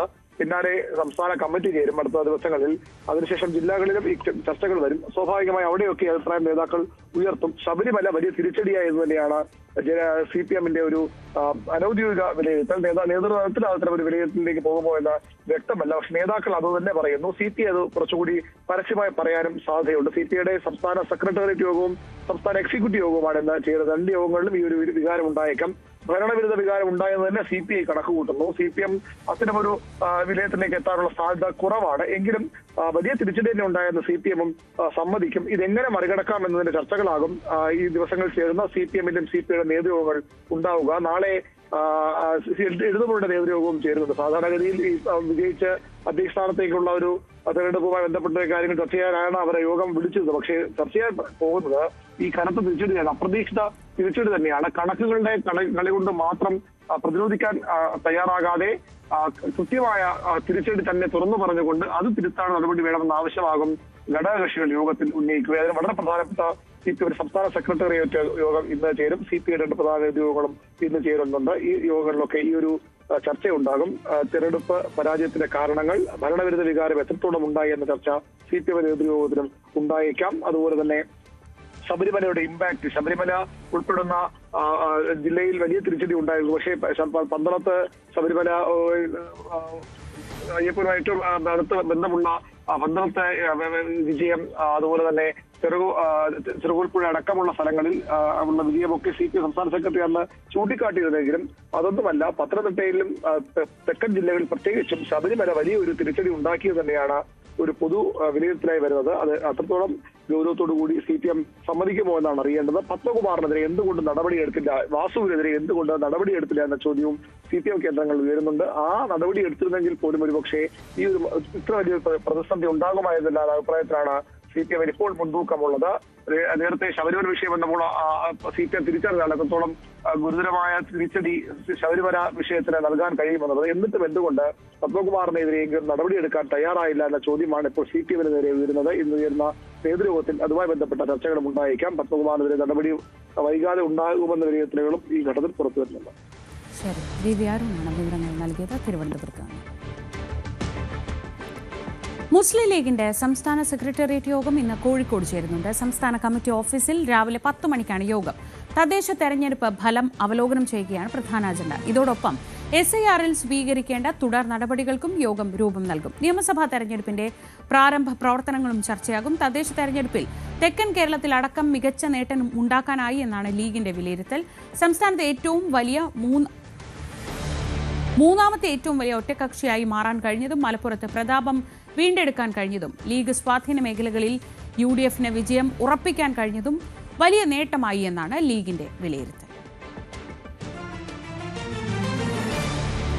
വിശകലനങ്ങളൊക്കെ ഒരു വശത്ത് നടക്കും. അടുത്തതായി അറിയേണ്ട ചില കാര്യങ്ങൾ, അത് പുതിയ മേയർമാർ ആരൊക്കെയായിരിക്കും, പ്രത്യേകിച്ച് തിരുവനന്തപുരത്തെ പുതിയ മേയറെ ആകാംക്ഷയോടെ ഉറ്റുനോക്കുകയാണ് സംസ്ഥാനം. നേതൃത്വത്തിന്റെ തീരുമാനം VV രാജേഷിന് അനുകൂലമാണെന്നാണ് വിവരം. കൊച്ചിയിൽ ദീപ്തി മേരി വർഗീസ് പുതിയ മേയർ ആകുമെന്നാണ് കണക്കുകൂട്ടൽ. കോഴിക്കോടും പുതിയ മേയറെ സംബന്ധിച്ചുള്ള ചർച്ചകൾ സജീവമാണ്. VV അരുണും MS അനീഷ് കുമാറും വിവരങ്ങൾ നൽകും. ആദ്യം അരുണിലേക്ക്. അരുൺ, തിരുവനന്തപുരം രാജ്യം തന്നെ ഉറ്റുനോക്കുകയാണ്. ഇനിയിപ്പോൾ പ്രധാനമന്ത്രിയൊക്കെ വരണ സമയത്ത് ആരായിരിക്കും ആ സ്വീകരിക്കാൻ പോകുന്ന മേയർ എന്നതാണ് പ്രധാനപ്പെട്ട ചോദ്യം. പക്ഷെ അതിനും അപ്പുറത്ത് വലിയൊരു രാഷ്ട്രീയ പോരാട്ടത്തിന് എന്തായാലും ഇനി തിരുവനന്തപുരം നഗരസഭ സാക്ഷ്യം വഹിക്കുമെന്ന കാര്യത്തിൽ സംശയമില്ല. അപ്പോൾ അതിനെ നേരിടാൻ പറ്റുന്ന ഒരു മേയർ വേണം. ആ പേര് VV രാജേഷിന്റേത് ആയി ചുരുങ്ങുകയാണോ? അരുൺ, കേൾക്കാമോ? അങ്ങനെയാണ് കരുതേണ്ടത്. VV രാജേഷ് എന്ന പേരിലേക്ക് BJP എത്തിയേക്കും. ഇപ്പോൾ അത്തരമൊരു തീരുമാനം BJP നേതൃത്വത്തിൽ എടുത്തിട്ടില്ല. പക്ഷേ VV രാജേഷിന്റെ പേര് തന്നെയാണ് അവിടെ മുൻഗണനയുള്ളത്. രണ്ട് കാരണങ്ങളാണ്. ഒന്ന്, VV രാജേഷ് BJP-യുടെ സംസ്ഥാന സെക്രട്ടറിയാണ്. നേരത്തെ കഴിഞ്ഞ കൗൺസിലും പൂജപ്പുരയിൽ നിന്ന് വിജയിച്ച കൗൺസിലറായ ആളാണ് VV രാജേഷ്. ആ ഒരു പരിചയം കൂടി VV രാജേഷിനുണ്ട്. ഒരു പൊതു ആ രീതിയിൽ BJP സ്വീകാരന്റെ മുഖം, RSS-ന്റെ വലിയ പിന്തുണയും VV രാജേഷ് ഉണ്ട് എന്ന് വേണം മനസ്സിലാക്കാൻ. അതുകൊണ്ട് തന്നെ VV രാജേഷ് മേയറായുള്ള സാധ്യതയാണ് ഇപ്പോൾ ഏറെ ഉള്ളത്. കരമന അജിത്ത് നേരത്തെ നെടുങ്കാട് വാർഡ് കൗൺസിലറായിരുന്നു. അതിനു മുമ്പ് കരമനയിൽ നിന്ന് ജയിച്ച ആളാണ്. ഇത്തവണ വീണ്ടും കരമന കൗൺസിലറായി മാറിയ കരമന അജിത്തിന്റെ പേരും പരിഗണനയിലുണ്ട്. 25 വർഷമായി കൗൺസിലറായിട്ടുള്ള ഗോപൻ, MR ഗോപന്റെ പേരും ഉണ്ട്. പക്ഷേ കൂടുതൽ സാധ്യത അവിടെ VV രാജേഷിന് തന്നെയാണ്. മറ്റൊരു പേര് ആദ്യഘട്ടത്തിൽ BJP ഉയർത്തിക്കാട്ടിയത്, മറ്റൊരു പേര് ആദ്യഘട്ടത്തിൽ BJP ഉയർത്തിക്കാട്ടിയത് മുൻ DGP ആയ ഷീലേഖയുടേതാണ്. ഷീലേഖയെ മേയറാക്കണമെന്ന തരത്തിലുള്ള ആവശ്യം അല്ലെങ്കിൽ അത്തരം സൂചനകൾ മന്ത്രി സുരേഷ് ഗോപി അടക്കമുള്ളവരുടെ ഭാഗത്ത് നിന്ന് ഉണ്ടായിരുന്നു. ഷീലേഖയെ മത്സരിപ്പിച്ച് തന്നെ മേയറാക്കാനാണ് അത്തരം ചർച്ചകൾ സജീവമായ BJP കേന്ദ്രങ്ങൾ ഉണ്ടായിരുന്നു. പക്ഷേ ഇപ്പോൾ അതിനൊരു സാധ്യത കുറവെന്ന് വേണം BJP കേന്ദ്രങ്ങളിൽ നിന്ന് ലഭിക്കുന്ന സൂചന. നിയമസഭാ തെരഞ്ഞെടുപ്പിൽ ഷീലേഖയെ മത്സരിപ്പിക്കാനാണ് BJPയുടെ ഇപ്പോഴത്തെ നീക്കമെന്നറിയുന്നു. വട്ടിയൂർക്കാവ് മണ്ഡലം കേന്ദ്രീകരിച്ച് അവർ ചില റോഡ് ഷോയൊക്കെ നേരത്തെ സ്ഥാനാർത്ഥിയാവുന്നതിന് മുമ്പ് തന്നെ നടത്തിയിരുന്നു. അങ്ങനെയെങ്കിൽ വട്ടിയൂർക്കാവിൽ BJPക്ക് വലിയ വിജയപ്രതീക്ഷയുള്ള ഈ തദ്ദേശ തെരഞ്ഞെടുപ്പിൽ വലിയ നേട്ടം അവർക്ക് ഉണ്ടാക്കാൻ കഴിഞ്ഞ വട്ടിയൂർക്കാവിൽ ഷീലേഖയെ ഒരു പ്രധാനപ്പെട്ട വ്യക്തിയെ ഫീൽഡ് ചെയ്താൽ ഒരുപക്ഷെ വട്ടിയൂർക്കാവ് ജയിച്ചു കയറാമെന്നൊരു പ്രതീക്ഷയാണ് BJPക്കുള്ളത്. നേരത്തെ കുമ്മനം രാജശേഖരൻ അടക്കമുള്ളവർ മത്സരിച്ചെങ്കിലും VV രാജനെ പോലുള്ളവരൊക്കെ മത്സരിച്ചെങ്കിലും ജയിക്കാൻ അവർക്ക് കഴിഞ്ഞില്ല. പക്ഷേ ഷീലേഖ വരുന്നതുകൂടി പ്രത്യേകിച്ചും ഈ തദ്ദേശ തെരഞ്ഞെടുപ്പിൽ വിജയത്തിന് പിന്നാലെ ഷീലേഖയെ വട്ടിയൂർക്കാവിൽ ഇറക്കിയാൽ അത് ഗുണം ചെയ്യുമെന്നൊരു കണക്കുകൂട്ടൽ BJPയുടെ സംസ്ഥാന അധ്യക്ഷൻ അടക്കമുള്ളവർക്കുണ്ട് എന്ന് വേണം മനസ്സിലാക്കാൻ. അങ്ങനെയെങ്കിലും ഒരുപക്ഷെ ഷീലേഖ മേയറാകുന്നത് സാധ്യത കുറയും. ഒരുപക്ഷെ അവരെ ഡെപ്യൂട്ടി മേയർ സ്ഥാനത്തേക്ക് പരിഗണിച്ചേക്കാൻ. ഡെപ്യൂട്ടി മേയർ തിരുവനന്തപുരം നഗരസഭയിൽ വനിതാ സംവരണമാണ്. അതുകൊണ്ട് തന്നെ അവരെ അവിടെ പരിഗണിക്കുകയും VV രാജേഷിനെ മേയർ സ്ഥാനത്തേക്ക് കൊണ്ടുവരികയും ചെയ്യും. VV രാജേഷ് നേരത്തെ BJPയുടെ ജില്ലാ അധ്യക്ഷൻ കൂടിയായിരുന്നു. വളരെ പ്രധാനപ്പെട്ട നേതാവാണ്. അതുകൊണ്ട് തന്നെ അത്തരം ഒരാളെ രാഷ്ട്രീയമായി തന്നെ ഷീലേഖ BJP അംഗമാണെങ്കിൽ പോലും ആ രീതിയിൽ സംഘടനയുമായി എത്രത്തോളം ചേർന്നു പോകുമെന്ന കാര്യത്തിലൊക്കെ നേതാക്കൾക്ക് ആശങ്കയുണ്ട്. അവരെ പൂർണ്ണമായി നിയന്ത്രിക്കാൻ കഴിയുമോ? അവർ വലിയൊരു പദവിയിലിരുന്ന അധികാര സ്ഥാനത്തിരുന്ന ഒരു വ്യക്തിയാണ്. അവരെ ആ രീതിയിൽ നിയന്ത്രിക്കാൻ കഴിയുമോ എന്ന സംശയമൊക്കെ ചില BJP നേതാക്കൾ ആശങ്കകളായി പങ്കുവയ്ക്കുന്നുണ്ട്. അതുകൊണ്ട് തന്നെ ഒരുപക്ഷെ VV രാജേഷിന് തന്നെ പാർട്ടി നേതൃത്വത്തിലുള്ള പാർട്ടിയുടെ സംസ്ഥാന സെക്രട്ടറിയായ അതുപോലെ RSSന്റെ പിന്തുണയുള്ള VV രാജേഷിനെ മേയർ സ്ഥാനത്തേക്ക് കൊണ്ടുവരികയും ഷീലേഖയെ ഡെപ്യൂട്ടി മേയറാക്കുകയും ചെയ്യും. അതിനുശേഷം അവരെ വട്ടിയൂർക്കാവ് നിയമസഭാ മണ്ഡലത്തിൽ പരിഗണിക്കാമെന്നാണ് BJPയിലെ ആലോചന. ഒരു കാര്യമുള്ളത്, BJPക്ക് ഇപ്പോഴും കേവല ഭൂരിപക്ഷം തിരുവനന്തപുരം നഗരസഭയുടെ കൌൺസിലിൽ 50 കൌൺസിലർമാരാണ് BJPക്കുള്ളത്. അവർ ഒരു 51 ആണ് കേവല ഭൂരിപക്ഷത്തിന് വേണ്ടത്. അതിനുള്ള ചില ചരടുവലികളും BJP കേന്ദ്രങ്ങൾ നടത്തുന്നു. 2 സ്വതന്ത്ര സ്ഥാനാർത്ഥികളുണ്ട് കൌൺസിലിൽ. അവരിൽ ആരെങ്കിലും ഒരാളുടെയെങ്കിലും പിന്തുണ ഉറപ്പാക്കാം. ഒരുപക്ഷെ 2 പേരുടെ പിന്തുണ, ഒന്ന് സ്വതന്ത്ര സ്ഥാനാർത്ഥിയാണ്, മറ്റൊരാൾ കോൺഗ്രസ് നേതാവായ നിർബലായി മത്സരിച്ച ആളാണ്. അതുകൊണ്ട് തന്നെ 2 പേരുടെയും പിന്തുണ ഉറപ്പാക്കാൻ കഴിയുമോ എന്ന് BJP ശ്രമിക്കും. അങ്ങനെയില്ലെങ്കിൽ ഒരാളുടെയെങ്കിലും പിന്തുണ ഉറപ്പാക്കിക്കൊണ്ട് 51 എന്ന മാജിക്കൽ ഫിഗർ എത്തിയാൽ വരും കാലങ്ങളിലും ധൈര്യത്തോടുകൂടി ഭരിച്ചു പോകാൻ കഴിയുമെന്നാണ് BJPയുടെ കണക്കുകൾ. അതിന് മറ്റൊരു കാരണം കൂടിയുള്ളത്, ഒരു വാർഡിൽ കൂടി തെരഞ്ഞെടുപ്പ് നടക്കേണ്ടത് അത് വിഴിഞ്ഞമാണ്. വിഴിഞ്ഞം മുല്ലൂർ പ്രദേശമൊക്കെ BJPക്ക് സ്വാധീനമുള്ളതാണെങ്കിൽ പോലും അവിടെ വിജയിച്ചു കയറുക അത്ര എളുപ്പമല്ല എന്ന് BJP കണക്ക് കൂട്ടുന്നു. അങ്ങനെ വന്നാൽ ഈ 2 സ്വതന്ത്രന്മാരുടെ പിന്തുണ ഈ ഘട്ടത്തിൽ ഉറപ്പാക്കിയില്ലെങ്കിൽ 48 CPMനും കോൺഗ്രസിനും കൂടി LDF UDFനും കൂടി 48 2 കൌൺസിലർമാർ കൂടിയാകുമ്പോൾ 2 സ്വതന്ത്ര കൌൺസിലർമാരെ ഒപ്പം അവർ നിർത്തിയാൽ 50 വിഴിഞ്ഞത്ത് ജയിച്ചു വന്നാൽ 51, അങ്ങനെ ഒരു ഭീഷണി ഉണ്ടാകും. അത്തരമൊരു രാഷ്ട്രീയ സാഹചര്യം BJPയുടെ പ്രതീക്ഷിക്കുന്നില്ല. കാരണം LDF UDFും ചേർന്ന് BJPയുടെ ഈ ജനവിധിയെ മാൻഡേറ്റ് മറികടക്കുന്ന തരത്തിലുള്ള നീക്കമുണ്ടായാൽ അത് നിയമസഭാ തെരഞ്ഞെടുപ്പിൽ തിരിച്ചടിയാകുമെന്ന് CPMനും കോൺഗ്രസിനും വലിയ ആശങ്കയുണ്ട്. ഒരുപടി CPMന് മുകളിൽ ആശങ്ക അക്കാര്യത്തിൽ കോൺഗ്രസിനുണ്ട്. CPM ആകട്ടെ ഒരു വേള ഒരു സ്വതന്ത്ര പിന്തുണ നൽകിക്കൊണ്ട് LDF UDF കൂട്ടുകെട്ട് BJP അകറ്റി നിർത്താൻ ശ്രമിച്ചുകൂടെ എന്ന തരത്തിലുള്ള ചർച്ചകൾ ഉയർന്നു വന്നിരുന്നു. ചില നീക്കങ്ങൾ CPMന്റെ പ്രധാനപ്പെട്ട നേതാക്കൾ നടത്തിയെങ്കിലും കോൺഗ്രസ് അതിന് കൈകൊടുക്കാത്ത സാഹചര്യമുണ്ട്. അത് തങ്ങൾക്ക് തിരിച്ചടിയാകും. BJP അകറ്റി നിർത്തിയതിന്റെ ക്രെഡിറ്റ് ഒരുപക്ഷെ നിയമസഭാ തെരഞ്ഞെടുപ്പുകളിലും CPM ലഭിച്ചേക്കാം. പക്ഷേ കോൺഗ്രസ് അവിടെ CPMന്റെ B ടീമായി പ്രവർത്തിച്ചു, അല്ലെങ്കിൽ CPM ഒത്തുചേർന്നുവെന്ന ഒരു ധാരണയുണ്ടാകും. നിയമസഭാ തെരഞ്ഞെടുപ്പിൽ തിരുവനന്തപുരത്തെങ്കിലും വലിയ തിരിച്ചടിയാകുമെന്ന് കോൺഗ്രസ് മനസ്സിലാക്കി. അങ്ങനെയാണ് കോൺഗ്രസ് സഖ്യനീക്കം തുടക്കത്തിലെ മുളയിലെ നുള്ളിക്കളഞ്ഞത്. ഏതായാലും അത്തരമൊരു സാഹചര്യം BJP ഇപ്പോൾ പ്രതീക്ഷിക്കുന്നില്ല. പക്ഷേ ഭാവിയിൽ എന്തെങ്കിലും എതിർവികാരങ്ങൾ ഉണ്ടായാൽ, എതിർ നീക്കങ്ങൾ ഉണ്ടായാൽ അത് തടയിടാൻ ഈ 2 കൌൺസിലർമാരെയും ഒപ്പം നിർത്താനാണ് BJP ആലോചിക്കുന്നത്. അത്തരം ചർച്ചകൾ സജീവമായി തന്നെ നേതൃത്വത്തിൽ ആരംഭിച്ചു കഴിഞ്ഞു. അവരുടെ പിന്തുണ BJP ഒരാളുടെയെങ്കിലും പിന്തുണ BJP ഈ ഘട്ടത്തിൽ ഉറപ്പിക്കുന്നുമുണ്ട്. ശ്രീജ, ശരി, VV അരുണാണ് വിവരങ്ങൾ നൽകിയത്. ഇനി കോഴിക്കോട്ടെ വിവരങ്ങളുമായി MS അനീഷ് കുമാർ കൂടി ചേരുന്നു. അനീഷ്, 2-3 പേരുകളിലേക്ക് ഇന്നലെ എത്തിയിട്ടുണ്ടായിരുന്നു. അത് ഒരു പേരിലേക്ക് എത്തേണ്ടതുണ്ട്. അങ്ങനെയുള്ള ചർച്ചകൾ ഏതുവരെയായി? പാർട്ടി കടന്നിട്ടില്ല എന്നാണ് മനസ്സിലാക്കാൻ കഴിയുന്നത്. ഇന്ന് ഒരുപക്ഷെ കോർപ്പറേഷന്റെ കക്ഷിയോഗം ചേരാൻ സാധ്യതയുണ്ട്. അതിനുശേഷം ഒരു പേര് ജില്ലാ ഘടകത്തിന് നിർദ്ദേശിക്കും. ജില്ലാ ഘടകം സംസ്ഥാന കമ്മിറ്റിക്ക് നൽകുകയും സംസ്ഥാന കമ്മിറ്റിയാവും അന്തിമമായി ഇക്കാര്യത്തിൽ തീരുമാനമെടുക്കുകയും ചെയ്യുക. എന്തായാലും 2 പേർക്കാണ് ഇപ്പോൾ ഏറ്റവും അധികം സാധ്യത കൽപ്പിക്കപ്പെടുന്നതും അവരുടെ പേരുകളുമായി ബന്ധപ്പെട്ടാണ് ചർച്ചകൾ നടക്കുന്നത്. ഒന്ന് S ജയശ്രീയാണ്. കൂട്ടുള്ളി ഡിവിഷനിൽ നിന്നുള്ള അംഗമാണ്. അവർ കഴിഞ്ഞ തവണ കോർപ്പറേഷനിലെ ആരോഗ്യ സ്റ്റാൻഡിംഗ് കമ്മിറ്റി ചെയർപേഴ്സൺ ആയിരുന്നു. ഒപ്പം മീഞ്ചന്ത ആർട്സ് ആൻഡ് സയൻസ് കോളേജിൽ നിന്ന് പ്രിൻസിപ്പളായി വിരമിച്ച ആളുമാണ്. അവർക്കായിരുന്നു കഴിഞ്ഞ തവണ കൗൺസിലിലെ മേയറാവാൻ ഏറ്റവും അധികം സാധ്യത കൽപ്പിക്കപ്പെട്ടത്. അവരിലേക്ക് ഏതാണ്ട് എത്തുകയും ചെയ്തു. പക്ഷേ അവസാന നിമിഷത്തിലാണ് ബീന ഫിലിപ്പ് എന്ന ഒരു സ്ഥാനാർത്ഥിയിലേക്ക് എത്തുകയും അവർ മേയറായി മാറുകയും ചെയ്തു. അതുകൊണ്ട് തന്നെ ഇത്തവണ ഡെപ്യൂട്ടി മേയറായി അവർ വരും എന്ന ഒരു ഉറപ്പിലായിരുന്നു ഉണ്ടായിരുന്നത്. മുസാഫർ അഹമ്മദ് പക്ഷേ മേയർ സ്ഥാനാർത്ഥിയായി മത്സരിച്ച ആൾ മിഞ്ചുന്ന ഡിവിഷനിൽ നിന്നും അപ്രതീക്ഷിതമായി തോൽക്കുകയും ചെയ്തു. അതോടുകൂടിയാണ് അക്കാര്യത്തിൽ ഒരു ആശയക്കുഴപ്പം വന്നിരിക്കുന്നത്. മുസാഫർ കഴിഞ്ഞാൽ കോർപ്പറേഷനിലെ ഏറ്റവും മുതിർന്ന CPM കൗൺസിലർ എന്നത് ഒ സദാശിവനാണ്. അദ്ദേഹം കൗൺസിലർ കൂടി ആയിരുന്നു. അതുകൊണ്ട് അദ്ദേഹത്തിന്റെ പേരിന് വലിയ പ്രാമുഖ്യം ലഭിക്കുന്നുണ്ട്. പ്രത്യേകിച്ചും ഒരു തൂക്ക് സഭയാണ് വരാൻ പോകുന്നത്. ഒറ്റയ്ക്ക് LDFന് ഭൂരിപക്ഷമില്ലാത്ത ഒരു കൗൺസിലാണ്. അതുകൊണ്ട് കാര്യങ്ങൾ കൈകാര്യം ചെയ്യാൻ കുറച്ചുകൂടി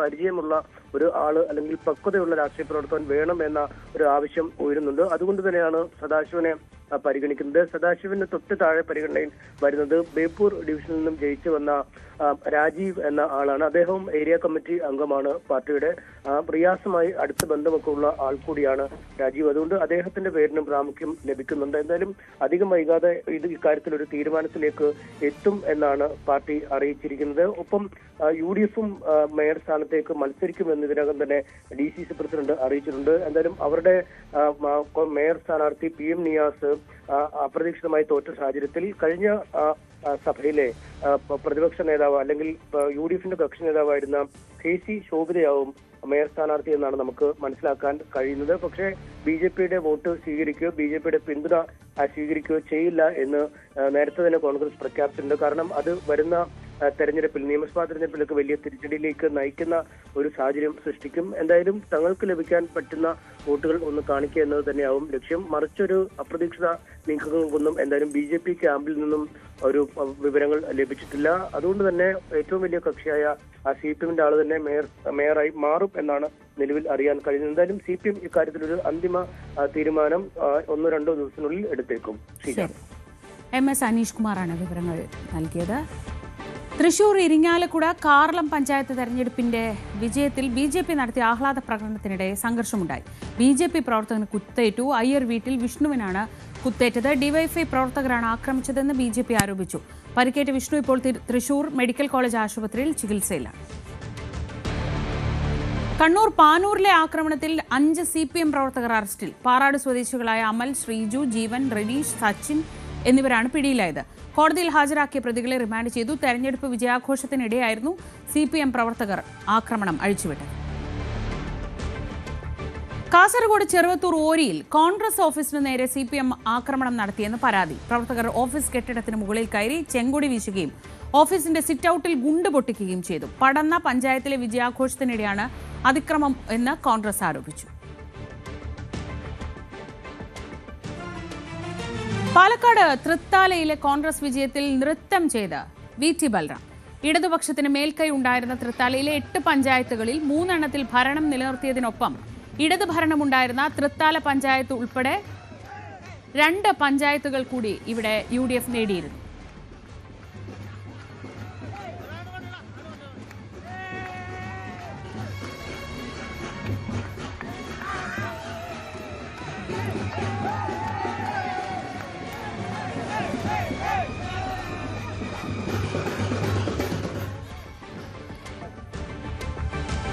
സംവിധായകൻ PT കുഞ്ഞുമുഹമ്മദിനെതിരായ ലൈംഗികാരോപണ കേസിൽ പോലീസ് ഇന്ന് റിപ്പോർട്ട് നൽകും. പരാതിക്കാരിയുടെ രഹസ്യമൊഴി ഈ ആഴ്ച തന്നെ രേഖപ്പെടുത്തും. IFFK സിനിമ തെരഞ്ഞെടുക്കുന്ന സമിതി അംഗമായ സ്ത്രീയോട് അധ്യക്ഷനായ കുഞ്ഞുമുഹമ്മദ് ഹോട്ടലിൽ വെച്ച് മോശമായി പെരുമാറിയെന്നാണ് കേസ്. ശബരിമല സ്വർണ്ണക്കൊള്ളയിൽ കൂടുതൽ പേരുടെ പങ്ക് അന്വേഷിക്കാൻ SIT. ഉണ്ണികൃഷ്ണൻ പോറ്റിയെയും മുരാരി ബാബുവിനെയും കസ്റ്റഡിയിൽ വാങ്ങി വിശദമായി ചോദ്യം ചെയ്യും. മുൻ എക്സിക്യൂട്ടീവ് ഓഫീസർ സുധീഷ് കുമാറിന്റെ ജാമ്യാപേക്ഷയിൽ കോടതി ഇന്ന് വിധി പറയും.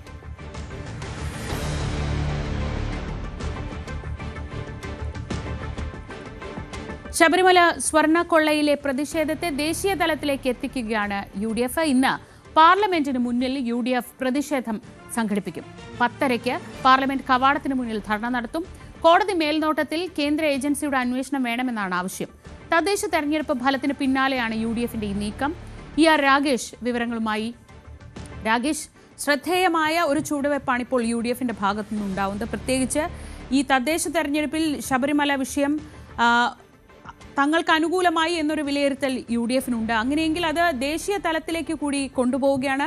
ദേശീയ തലത്തിൽ ഒരു പ്രതിഷേധം പാർലമെന്റിന് മുന്നിൽ സംഘടിപ്പിക്കുന്നതിലൂടെ ശബരിമലയിലേക്ക് കുറച്ചുകൂടി ഫോക്കസ് കൊണ്ടുവരുന്നു. ഒപ്പം നിയമസഭാ തെരഞ്ഞെടുപ്പിലേക്കും അതൊരു ചൂണ്ടുപലകയായി കാണിക്കുകയാണ് UDF ലക്ഷ്യമിടുന്നത്.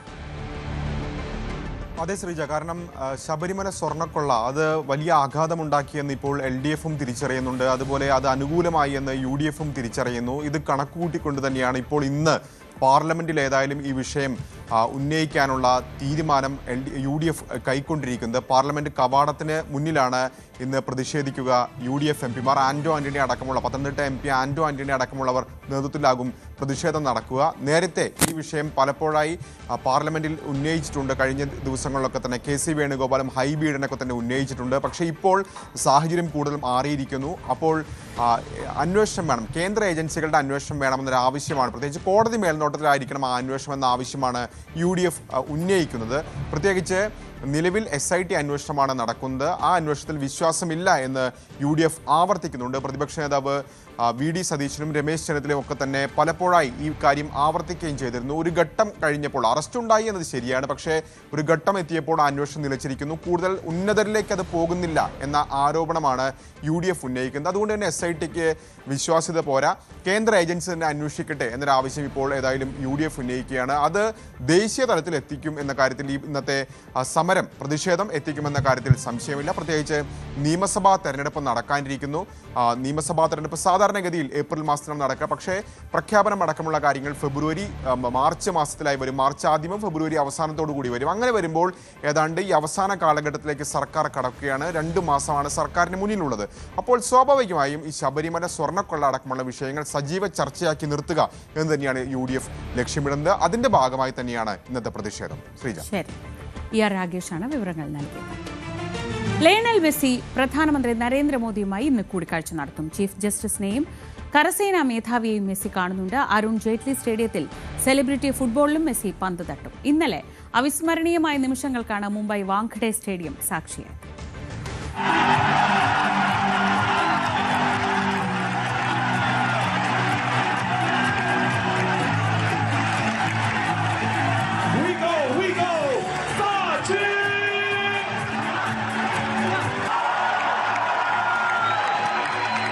Sachin Tendulkar presenting the number 10 jersey to the number 10 of football.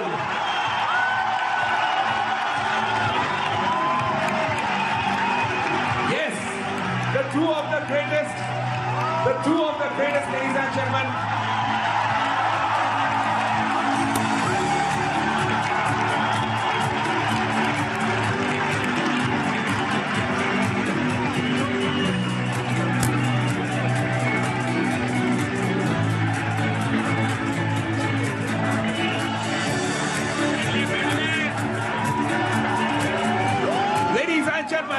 Boys and girls, what all sports people have been waiting for, what Mumbai has been waiting for.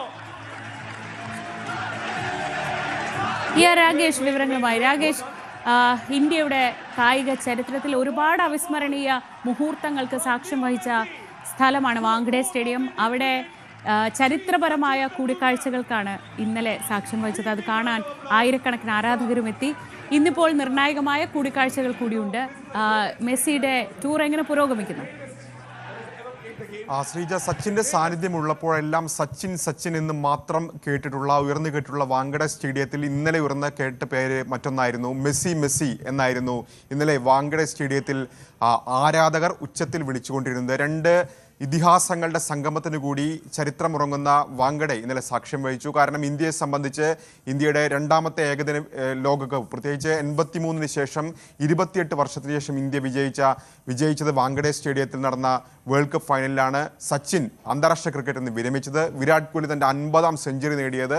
അങ്ങനെ വാങ്കഡെ സ്റ്റേഡിയത്തിന് പല ചരിത്രമുണ്ട്. ആ ചരിത്രത്തിലേക്ക് ഒരു ചുവടുവെപ്പ് കൂടിയാണ് ഇന്നലെ അവിടെ നടന്നത്.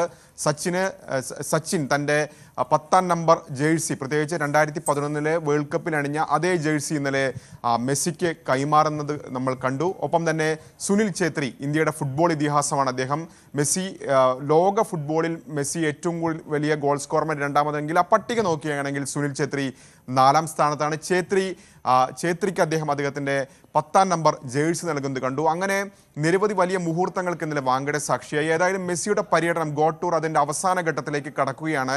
കൊൽക്കത്തയിൽ നിന്നാണ് ആരംഭിച്ചത്. പക്ഷേ അതത്ര നല്ല തുടക്കമായിരുന്നില്ല. അവിടെ ആരാധകർ സ്റ്റേഡിയം കയ്യേറുന്നത്, വലിയ സംഘർഷത്തിലേക്ക് കാര്യങ്ങൾ പോകുന്നതൊക്കെ കണ്ടു. അതിപ്പോൾ രാഷ്ട്രീയ വിവാദമായി മാറിയിരിക്കുന്നു. പ്രത്യേകിച്ച് BJP പ്രവർത്തകരാണ് അക്രമം കാട്ടിയെന്ന് ആരോപിച്ചുകൊണ്ട് ഇപ്പോൾ തൃണമൂൽ കോൺഗ്രസ് രംഗത്ത് വന്നിട്ടുണ്ട്. അതിന്റെ സംഘാടകൻ നിലവിൽ അറസ്റ്റിലാണ്. പക്ഷേ അതിനുശേഷം ഹൈദരാബാദിൽ വലിയൊരു തോതിൽ പരിപാടി നടന്നു. രാഹുൽ ഗാന്ധി അടക്കമുള്ളവർ അവിടെ പങ്കെടുക്കുന്നത് കണ്ടതാണ്. മുംബൈയിലും ഇന്നലെ ദേവേന്ദ്ര ഫഡ്നവിസ് അടക്കം മുഖ്യമന്ത്രി അടക്കമുള്ളവരുടെ സാന്നിധ്യം അവിടെ ഉണ്ടായിരുന്നു. അതിനുശേഷം ഇന്നേതായാലും മെസ്സി ഡൽഹിയിലേക്ക് എത്തുകയാണ്. പ്രധാനമന്ത്രിയുടെ വസതിയിൽ കൂടിക്കാഴ്ചയുണ്ട്. ഏതാണ്ട് 20 മിനിറ്റ് നേരമാണ് കൂടിക്കാഴ്ച. അതിനുശേഷം പാർലമെന്റ് ഹൗസിലാണ് കരസേനാ മേധാവി ഒപ്പം തന്നെ ചീഫ് ജസ്റ്റിസ് തുടങ്ങിയവരുമായി കൂടിക്കാഴ്ച നടത്തുന്നത്. ഉച്ചയ്ക്ക് ശേഷമാണ് ഫിറോസ് ഷാ കോട്ട്ല ഗ്രൗണ്ടിൽ നിലവിലെ അരുൺ ജെയ്റ്റ്ലി സ്റ്റേഡിയത്തിൽ മെസ്സി പങ്കെടുക്കുന്ന പരിപാടിയുള്ളത്. അവിടെ സൗഹൃദ ഫുട്ബോൾ മത്സരത്തിൽ മെസ്സി പങ്കെടുക്കും. ഒപ്പം തന്നെ മിനർവ ക്ലബിന് യൂത്ത് ലെവലിൽ 3 കിരീടങ്ങൾ നേടിയ ടീമാണ്. അവർക്കുള്ള സമ്മാനങ്ങൾ മെസ്സി വിതരണം ചെയ്യും. ഏതായാലും മെസ്സിയുടെ ഇന്ത്യ സന്ദർശനം അവിസ്മരണമായി മാറ്റുകയാണ് ആരാധകർ. അതിന്റെ അവസാന ഘട്ടത്തിലേക്ക് ഇപ്പോൾ കാര്യങ്ങൾ കടക്കുകയാണ്. ശ്രീജ, രാകേഷാണ് വിശദമായ വിവരങ്ങൾ നൽകിയത്. ഗോട്ട് ടൂറാണ് ഇന്നലെ 2 ഗോട്ട് ആളുകൾ ഒന്നിച്ചു വരുന്ന ഒരു അവിസ്മരണീയമായ കാഴ്ച കാണാൻ കഴിഞ്ഞ ഭാഗ്യത്തിലാണ് മുംബൈയിലെ ആരാധകരുള്ളത്. ഇന്ന് ഡൽഹിയിലും മെസ്സിയുടെ കാൽ കൊണ്ട് പന്ത് തട്ടുന്ന കാഴ്ച കാണാൻ ആരാധകർ കാത്തിരിക്കുകയാണ്. അതേസമയം ലോകത്തെ ഞെട്ടിച്ച മറ്റൊരു വാർത്തയിലേക്കാണ്. അത് സിഡ്നിയിലെ ബോണ്ടി ബീച്ചിൽ ഉണ്ടായ വെടിവെപ്പും കൂട്ടക്കൊലയുമാണ്. 16 പേരുടെ മരണത്തിനിടയാക്കിയ ആക്രമണത്തിന് പിന്നിൽ അച്ഛനും മകനുമാണെന്നുള്ള വിവരം ആശങ്കപ്പെടുത്തുന്നതാണ്. ഇന്നലെ ഉച്ചയോടെയാണ് തോക്കുധാരികളായ 2 പേർ ജൂതരുടെ ഹനൂക്ക എന്ന ആഘോഷ പരിപാടിക്ക് നേരെ വെടിയുതിർത്തത്. സംഭവത്തിൽ അതിരൂക്ഷമായ വിമർശനമാണ് ഇസ്രായേൽ പ്രധാനമന്ത്രി ബെഞ്ചമിൻ നെതന്യാഹു ഉയർത്തുന്നത്. ഇന്ത്യൻ പ്രധാനമന്ത്രി നരേന്ദ്രമോദി അടക്കം ലോക നേതാക്കൾ ആക്രമണത്തിൽ ഞെട്ടൽ രേഖപ്പെടുത്തി. അഭിലാഷ് രാധാകൃഷ്ണൻ വിവരങ്ങളുമായി. അഭിലാഷ്, ഈ വംശീയ വിദ്വേഷം അതുതന്നെയാണോ ഇങ്ങനൊരു ആക്രമണത്തിലേക്ക് നയിച്ചത്? അത് തീവ്രവാദി ആക്രമണം എന്ന നിലയ്ക്ക് തന്നെയാണോ ഇപ്പോൾ വിവരങ്ങൾ പുറത്തു വരുന്നത്? ശ്രീജ, ഭീകരവാദ ആക്രമണം എന്നുള്ളത് തന്നെയാണ് ഓസ്ട്രേലിയൻ അധികൃതരുടെ നിഗമനം. ഇവർ ആൻറ്റി സെമിറ്റിക് ആയിട്ടുള്ള ആളുകളാണ്. ഇവർക്ക് ജൂത സമൂഹത്തോട് വലിയ രീതിയിലുള്ള എതിർപ്പുണ്ട്, അവരുമായിട്ടുള്ള വലിയ വൈരാഗ്യമുണ്ട്. ആ വൈരാഗ്യമാണ് ഇന്നലെ ഇത്ര വലിയൊരു അക്രമത്തിലേക്ക്, ഒരു ഭീകര ആക്രമണത്തിലേക്ക് വരെ കാര്യങ്ങൾ കൊണ്ടെത്തിച്ചത്. ഈ അച്ഛനെയും മകനെയും, അതായത് ഈ ആക്രമണം നടത്തിയ സാജിദ് അക്രം എന്ന ആളെയും അയാളുടെ മകനായിട്ടുള്ള നവേദ് അക്രം, ഈ 2 പേരെയും കുറിച്ചുള്ള ചില വിവരങ്ങൾ ഇപ്പോൾ ലഭിക്കുന്നുണ്ട്. ഇയാൾ ഈ സാജിദ് അക്രം എന്ന് പറയുന്നത് 1998 ഓസ്ട്രേലിയയിൽ പഠിക്കാനായി എത്തിയതാണ്. ഇയാളുടെ മകൻ ഓസ്ട്രേലിയൻ പൗരനാണ്. ഇവിടെ ഈ സാജിദ് ഇവിടെ എത്തിയതിനു ശേഷം അയാൾക്കുണ്ടായ മകനാണ് ഈ നവീദ് അക്രം എന്ന് പറയുന്നത്. ഇയാൾക്ക് ലൈസൻസ് ഉണ്ട്, ഗൺ ലൈസൻസ് ഉണ്ട്, വേട്ടയാടാനുള്ള ലൈസൻസ് ഉണ്ട്. അതുപോലെ തന്നെ ഇയാൾ അവിടുത്തെ ഓസ്ട്രേലിയയുടെ ഗൺ ക്ലബിൽ അംഗമായിരുന്നു എന്നുള്ളത് കൂടി വിവരം പുറത്തു വരുന്നു. നമുക്ക് ദൃശ്യങ്ങൾ കാണുമ്പോൾ തന്നെ അറിയാം, വളരെ വിദഗ്ധമായിട്ടുള്ള രീതിയിൽ, കൃത്യമായ രീതിയിൽ തോക്ക് ഉപയോഗിച്ച് പരിചയമുള്ള ഒരാളെന്ന പോലെ തന്നെയാണ് അയാൾ ഇവിടെ ആക്രമണം അഴിച്ചുവിട്ടത്. 16 പേരെ ഇയാളുടെ ആക്രമണത്തിൽ, ഇയാൾക്ക് മകനും ചേർന്ന് നടത്തിയ ആക്രമണത്തിൽ കൊല്ലാൻ കഴിഞ്ഞിട്ടുണ്ട്. അതിൽ 10 വയസ്സായ ഒരു കുട്ടിയും 87 വയസ്സായ വൃദ്ധനുമുണ്ട്. ഏറെ സങ്കടപ്പെടുത്തുന്ന വാർത്തയാണ് ഇന്നലെ ഉച്ചയ്ക്ക് ശേഷം നമ്മൾ ഓസ്ട്രേലിയയിൽ നിന്ന് കേട്ടത്. ഹനൂക്ക എന്ന് പറയുന്ന ജൂതരുടെ ഒരു ആഘോഷ പരിപാടിക്കിടെ ആണ് ഇത്തരത്തിലൊരു സംഭവം ഉണ്ടാകുന്നത്. 40ഓളം ആളുകൾ ഇപ്പോഴും ചികിത്സയിലാണ് എന്നാണ് നമുക്ക് ലഭിക്കുന്ന വിവരം. എന്തായാലും ഈ ഒരു ആക്രമണത്തിന് പിന്നാലെ ഓസ്ട്രേലിയയിൽ അവിടുത്തെ തോക്ക് നിയമങ്ങളിൽ വലിയ മാറ്റം കൊണ്ടുവരുന്നു എന്ന് ആന്റണി അൽബനീസ് പറയുന്നു. ആർക്കും ഇഷ്ടം പോലെ ലൈസൻസ് കൊടുക്കുന്ന ഒരു രീതി ഇനി ഉണ്ടാകില്ല എന്നുള്ളതാണ്. വേട്ടയ്ക്ക് ആയിട്ടാണെങ്കിൽ പോലും ലൈസൻസ് കൊടുക്കുമ്പോൾ അതിനനുസരിച്ചുള്ള കർശനമായ നിയന്ത്രണങ്ങളും പരിശോധനകളും നടക്കും എന്നുള്ളതാണ് ഇപ്പോൾ ആന്റണി അൽബനീസ് പറയുന്നത്. മാത്രമല്ല, ഈ ആക്രമണം നടത്തിയ സാജിദ് അക്രം ഇപ്പോൾ കൊല്ലപ്പെട്ടു കഴിഞ്ഞു. ഇന്നലെ പോലീസ് അദ്ദേഹത്തെ വെടിവെച്ച് കൊല്ലുകയായിരുന്നു. അയാളുടെ മകൻ, ഈ ഭീകരാക്രമണത്തിനൊപ്പം നിന്ന മകൻ നവീദും ഇപ്പോൾ ഗുരുതരാവസ്ഥയിൽ ആശുപത്രിയിൽ തുടരുകയാണ്. ഈ ഒരു സാഹചര്യത്തിൽ ഇയാൾ താമസിച്ചിരുന്ന വീട്ടിനെ തൊട്ടടുത്തുള്ള അയൽവാസി പറയുന്നത്, ഇത്തരത്തിൽ ഇവർ വലിയ രീതിയിൽ നല്ല രീതിയിൽ പൊയ്ക്കൊണ്ടിരുന്ന ആളുകളാണ്, വലിയ പ്രശ്നക്കാരൊന്നും ആയിരുന്നില്ല. ഇത്തരത്തിൽ ഇവരുടെ ചിത്രങ്ങൾ TV-യിൽ കണ്ടപ്പോൾ ഞെട്ടിപ്പോയി. ഇവർ ആകൃതയെ ഒന്ന് പ്രാർത്ഥിച്ചു. ഇത്തരം വലിയൊരു ക്രൂരമായ കൃത്യം നടത്തിയത് തങ്ങളുടെ തൊട്ടടുത്ത് താമസിക്കുന്ന ജീവിക്കുന്ന ഈ സാജിദും നവേദും ആകരുതേ എന്നുള്ള പ്രാർത്ഥനകളായിരുന്നു ഉണ്ടായിരുന്നത്. പക്ഷേ അതെല്ലാം വിഫലമായി. ഇവർ എന്തുകൊണ്ട് ഇത്തരത്തിലൊരു കൃത്യം ചെയ്തു എന്നുള്ള കാര്യത്തിൽ വ്യക്തതയില്ല. പക്ഷേ ഇതിനു മുമ്പ് അവരുടെ ഭാഗത്തു നിന്നുള്ള ഇത്തരത്തിൽ എന്തെങ്കിലും ഒരു അക്രമം കണ്ടിട്ടില്ല എന്നുള്ളതാണ് അയൽവാസികൾ പറയുന്നത്. എന്തായാലും ഇത്തരത്തിൽ ഈ പലസ്തീൻ വിഷയവുമായി ബന്ധപ്പെട്ട് വലിയ രീതിയിലുള്ള വൈരാഗ്യം ഇവർക്ക് ഉണ്ട് എന്ന് തന്നെയാണ് കണക്കാക്കുന്നത്. അത്തരത്തിൽ അതിനൊരു പ്രതികാരം ചെയ്യുന്നതിന് വേണ്ടി പലസ്തീനിൽ ഇസ്രായേൽ നടത്തിയതിന് പ്രതികാരം ചെയ്യുന്നതിന് വേണ്ടി ഹനൂക്ക പോലൊരു ദിവസം വരുന്നതിന് കാത്തിരുന്നു എന്ന് വേണം നമുക്ക് മനസ്സിലാക്കാൻ. എന്തായാലും ഈ വിഷയത്തിൽ ബെഞ്ചമിൻ നെതന്യാഹു വലിയ രീതിയിലുള്ള വിമർശനമാണ് ഓസ്ട്രേലിയൻ സർക്കാരിനെതിരെ ഉന്നയിക്കുന്നത്. കഴിഞ്ഞ ഓഗസ്റ്റ് മാസം താൻ കൃത്യമായി പറഞ്ഞതാണ് പലസ്തീന് അനുകൂലമായ നിലപാടെടുക്കരുത്, ഈ സെമിറ്റിക് മതങ്ങളെ എതിർക്കുന്ന ആളുകൾക്ക് വേണ്ട സഹായങ്ങൾ ചെയ്തു കൊടുക്കരുത്, അവർക്ക് അനുകൂലമായ നിലപാടുകൾ എടുക്കരുത് എന്നുള്ള കാര്യം താൻ ആന്റണി അൽബനീസിനെ അറിയിച്ചതാണ്. പക്ഷേ ആ ആവശ്യങ്ങളൊന്നും അൽബനീസ് ചെവിക്കൊണ്ടില്ല. അതിൻ്റെ പരിണിത ഫലമാണ് ഇപ്പോൾ ജൂത സമൂഹം അനുഭവിക്കേണ്ടി വന്നത്. ഓസ്ട്രേലിയയിൽ വലിയ രീതിയിലുള്ള ആക്രമണം നടന്നിട്ടുണ്ടെങ്കിൽ അതിന് അനുകൂലമായ നിലപാടുകൾ ഓസ്ട്രേലിയൻ സർക്കാരിൻ്റെ ഭാഗത്തുനിന്ന് ഉണ്ടായിട്ടുണ്ട്. അതാണ് ഇത്തരത്തിലുള്ള ആക്രമണങ്ങൾക്ക് വഴിവെച്ചത് എന്നുള്ള വലിയ രൂക്ഷമായ വിമർശനമാണ് ഇപ്പോൾ ഇസ്രായേൽ പ്രധാനമന്ത്രി ബെഞ്ചമിൻ നെതന്യാഹു ഓസ്ട്രേലിയൻ സർക്കാരിനെതിരെ ഉന്നയിച്ചിരിക്കുന്നത്.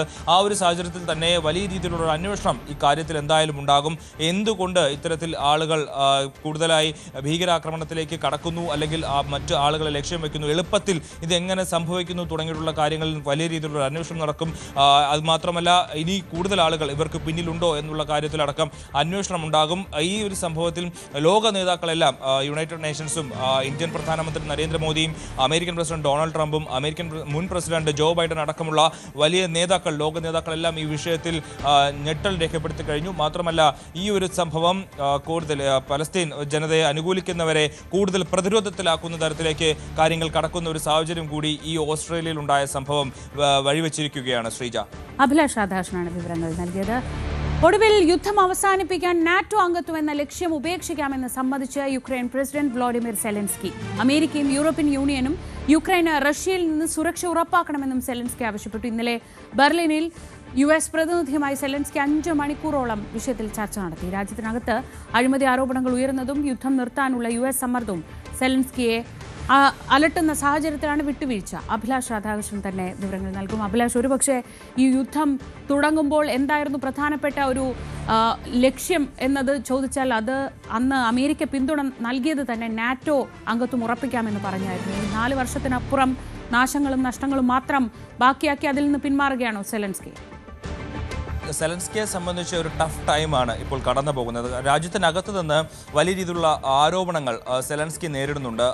ഗുരുതരമായിട്ടുള്ള അഴിമതി ആരോപണമുണ്ട്. മാത്രമല്ല 2024 മെയ് മാസം സെലൻസ്കിയുടെ കാലാവധി, പ്രസിഡന്റ് എന്നുള്ള നിലയിൽ കാലാവധി അവസാനിച്ചു. എന്നാൽ ഇപ്പോൾ ഇതുവരെയും 2026 പിന്നീട് 2026ലേക്ക് കടക്കുമ്പോൾ പോലും അവിടെ ഒരു തെരഞ്ഞെടുപ്പ് നടത്തുന്നില്ല. അതിന് കാരണം ഈ യുദ്ധമാണ്. അപ്പോൾ യുദ്ധം നീണ്ടുപോയാൽ തനിക്ക് പ്രസിഡന്റ് സ്ഥാനത്ത് വീണ്ടും ഒരുപാട് കാലം തുടരാമെന്നുള്ള തന്റെ ആഗ്രഹം മൂലമാണ് സെലൻസ്കി യുദ്ധത്തിൽ നിന്ന് പിന്മാറാത്തത് എന്നുള്ള വലിയ ആരോപണം ഡൊണാൾഡ് ട്രംപ് അടക്കം ഉന്നയിച്ച ഒരു സാഹചര്യമുണ്ട്. നമുക്കറിയാം യുക്രൈനെ ഏറ്റവും വലിയ രീതിയിൽ ആയുധങ്ങളും പണവും നൽകി സഹായിക്കുന്ന രാജ്യമാണ് അമേരിക്ക. ആ രാജ്യത്തിന്റെ പ്രസിഡന്റ് പോലും യുക്രൈനെ സെലൻസ്കിക്കെതിരെ രംഗത്തെത്തിയ ഒരു സാഹചര്യത്തിൽ തനിക്ക് യുദ്ധവുമായി അധിക നാൾ മുന്നോട്ട് പോകാൻ കഴിയില്ല എന്നുള്ള ഒരു തിരിച്ചറിവ് സെലൻസ്കിക്കുണ്ട്. മാത്രമല്ല അമേരിക്കയും റഷ്യയുമായിട്ടുള്ള ഒരു ബന്ധം കൂടുതൽ നല്ല രീതിയിൽ പോകുന്ന ഒരു സാഹചര്യം കൂടിയുണ്ട്. അമേരിക്ക റഷ്യയിലേക്ക് കൂടുതൽ ഇൻവെസ്റ്റ്മെന്റുകൾ നടത്താനുള്ള ചില തയ്യാറെടുപ്പുകൾ നടത്തുന്നുള്ള വിവരങ്ങൾ പുറത്തു വരുന്നുണ്ട്. ഈ ഒരു സാഹചര്യത്തിൽ തനിക്ക് ഒറ്റയ്ക്ക് മുന്നോട്ട് പോകാൻ കഴിയില്ല എന്നുള്ളൊരു തിരിച്ചറിവ് സെലൻസ്കിക്ക് വന്ന സാഹചര്യത്തിലാണ് നാറ്റോ അംഗത്വം വേണമെന്നുള്ള ലക്ഷ്യം ഉപേക്ഷിക്കാമെന്ന് ഒരു വിട്ടുവീഴ്ചയ്ക്ക് തയ്യാറാകുന്നത്. മാത്രമല്ല ഇപ്പോൾ ഇതുമായി ബന്ധപ്പെട്ട് ഇനി റഷ്യയുടെ ഭാഗത്തുനിന്ന് കൂടുതൽ ആക്രമണങ്ങൾ ഉണ്ടായാൽ അതിനനുസരിച്ച് സുരക്ഷ യുക്രൈന് ഉറപ്പാക്കുന്നത് അമേരിക്കയുടെയും അതുപോലെ തന്നെ യൂറോപ്യൻ രാജ്യങ്ങളുടെയും ഉത്തരവാദിത്വമാണ് എന്നുകൂടി സെലൻസ്കി പറഞ്ഞു വെക്കുന്നുണ്ട്. ഈ അമേരിക്കയുടെ ഒരു നിലപാട് മാറ്റം, ആ ഒരു നിലപാട് മാറ്റത്തെക്കുറിച്ച് യൂറോപ്യൻ രാജ്യങ്ങളുമായി പല രീതിയിൽ സംസാരിക്കുന്നുണ്ടായിരുന്നു സെലൻസ്കി. സെലൻസ്കി. പക്ഷേ അതിലൊന്നും വലിയ ഒരു അനുകൂലമായ നിലപാട് ഉക്രൈനെ സംബന്ധിച്ചുണ്ടായില്ല. ആ ഒരു സാഹചര്യത്തിൽ കൂടിയാണ് ഇപ്പോൾ ബെർലിനിൽ ഇന്ന് കഴിഞ്ഞ ദിവസം 5 മണിക്കൂറോളമാണ് സ്റ്റീവ് വിറ്റ്കോഫും അതുപോലെ തന്നെ ജർമ്മൻ ചാൻസലറായിട്ടുള്ള ഫ്രൈഡ്രിച്ച് മേഴ്സുമായിട്ട് സെലൻസ്കി സംസാരിച്ചത്. അതിനുശേഷം ഇന്നും ചില കൂടിക്കാഴ്ചകൾ ഉണ്ടാകും. അതിനുശേഷമായിരിക്കും ഈ അമേരിക്ക മുന്നോട്ട് വെച്ച സമാധാന കരാറിൽ പൂർണ്ണമായും അംഗീകരിക്കുന്നു എന്നുള്ള നിലപാടിലേക്ക് എത്തുക. എന്തായാലും റഷ്യയുമായിട്ടുള്ള യുദ്ധം അത് ഏറെക്കുറെ അവസാനിക്കാൻ പോകുന്നു എന്നുള്ളത് തന്നെയാണ് ഇപ്പോൾ നമുക്ക് മനസ്സിലാക്കുന്നത്. ശരി, അഭിലാഷ് രാധാകൃഷ്ണനാണ് വിശദമായ വിവരങ്ങൾ നൽകിയത്. 9 മണി വാർത്ത ഇവിടെ പൂർണ്ണമാവുകയാണ്. ഇനി വളരെ വിശദമായി തന്നെ ചർച്ചകളിലേക്കും വിശകലനങ്ങളിലേക്കും കടക്കാം. ന്യൂസ് 10 ടി ജി സജിത് ചേരും ഇടവേളയ്ക്ക് ശേഷം.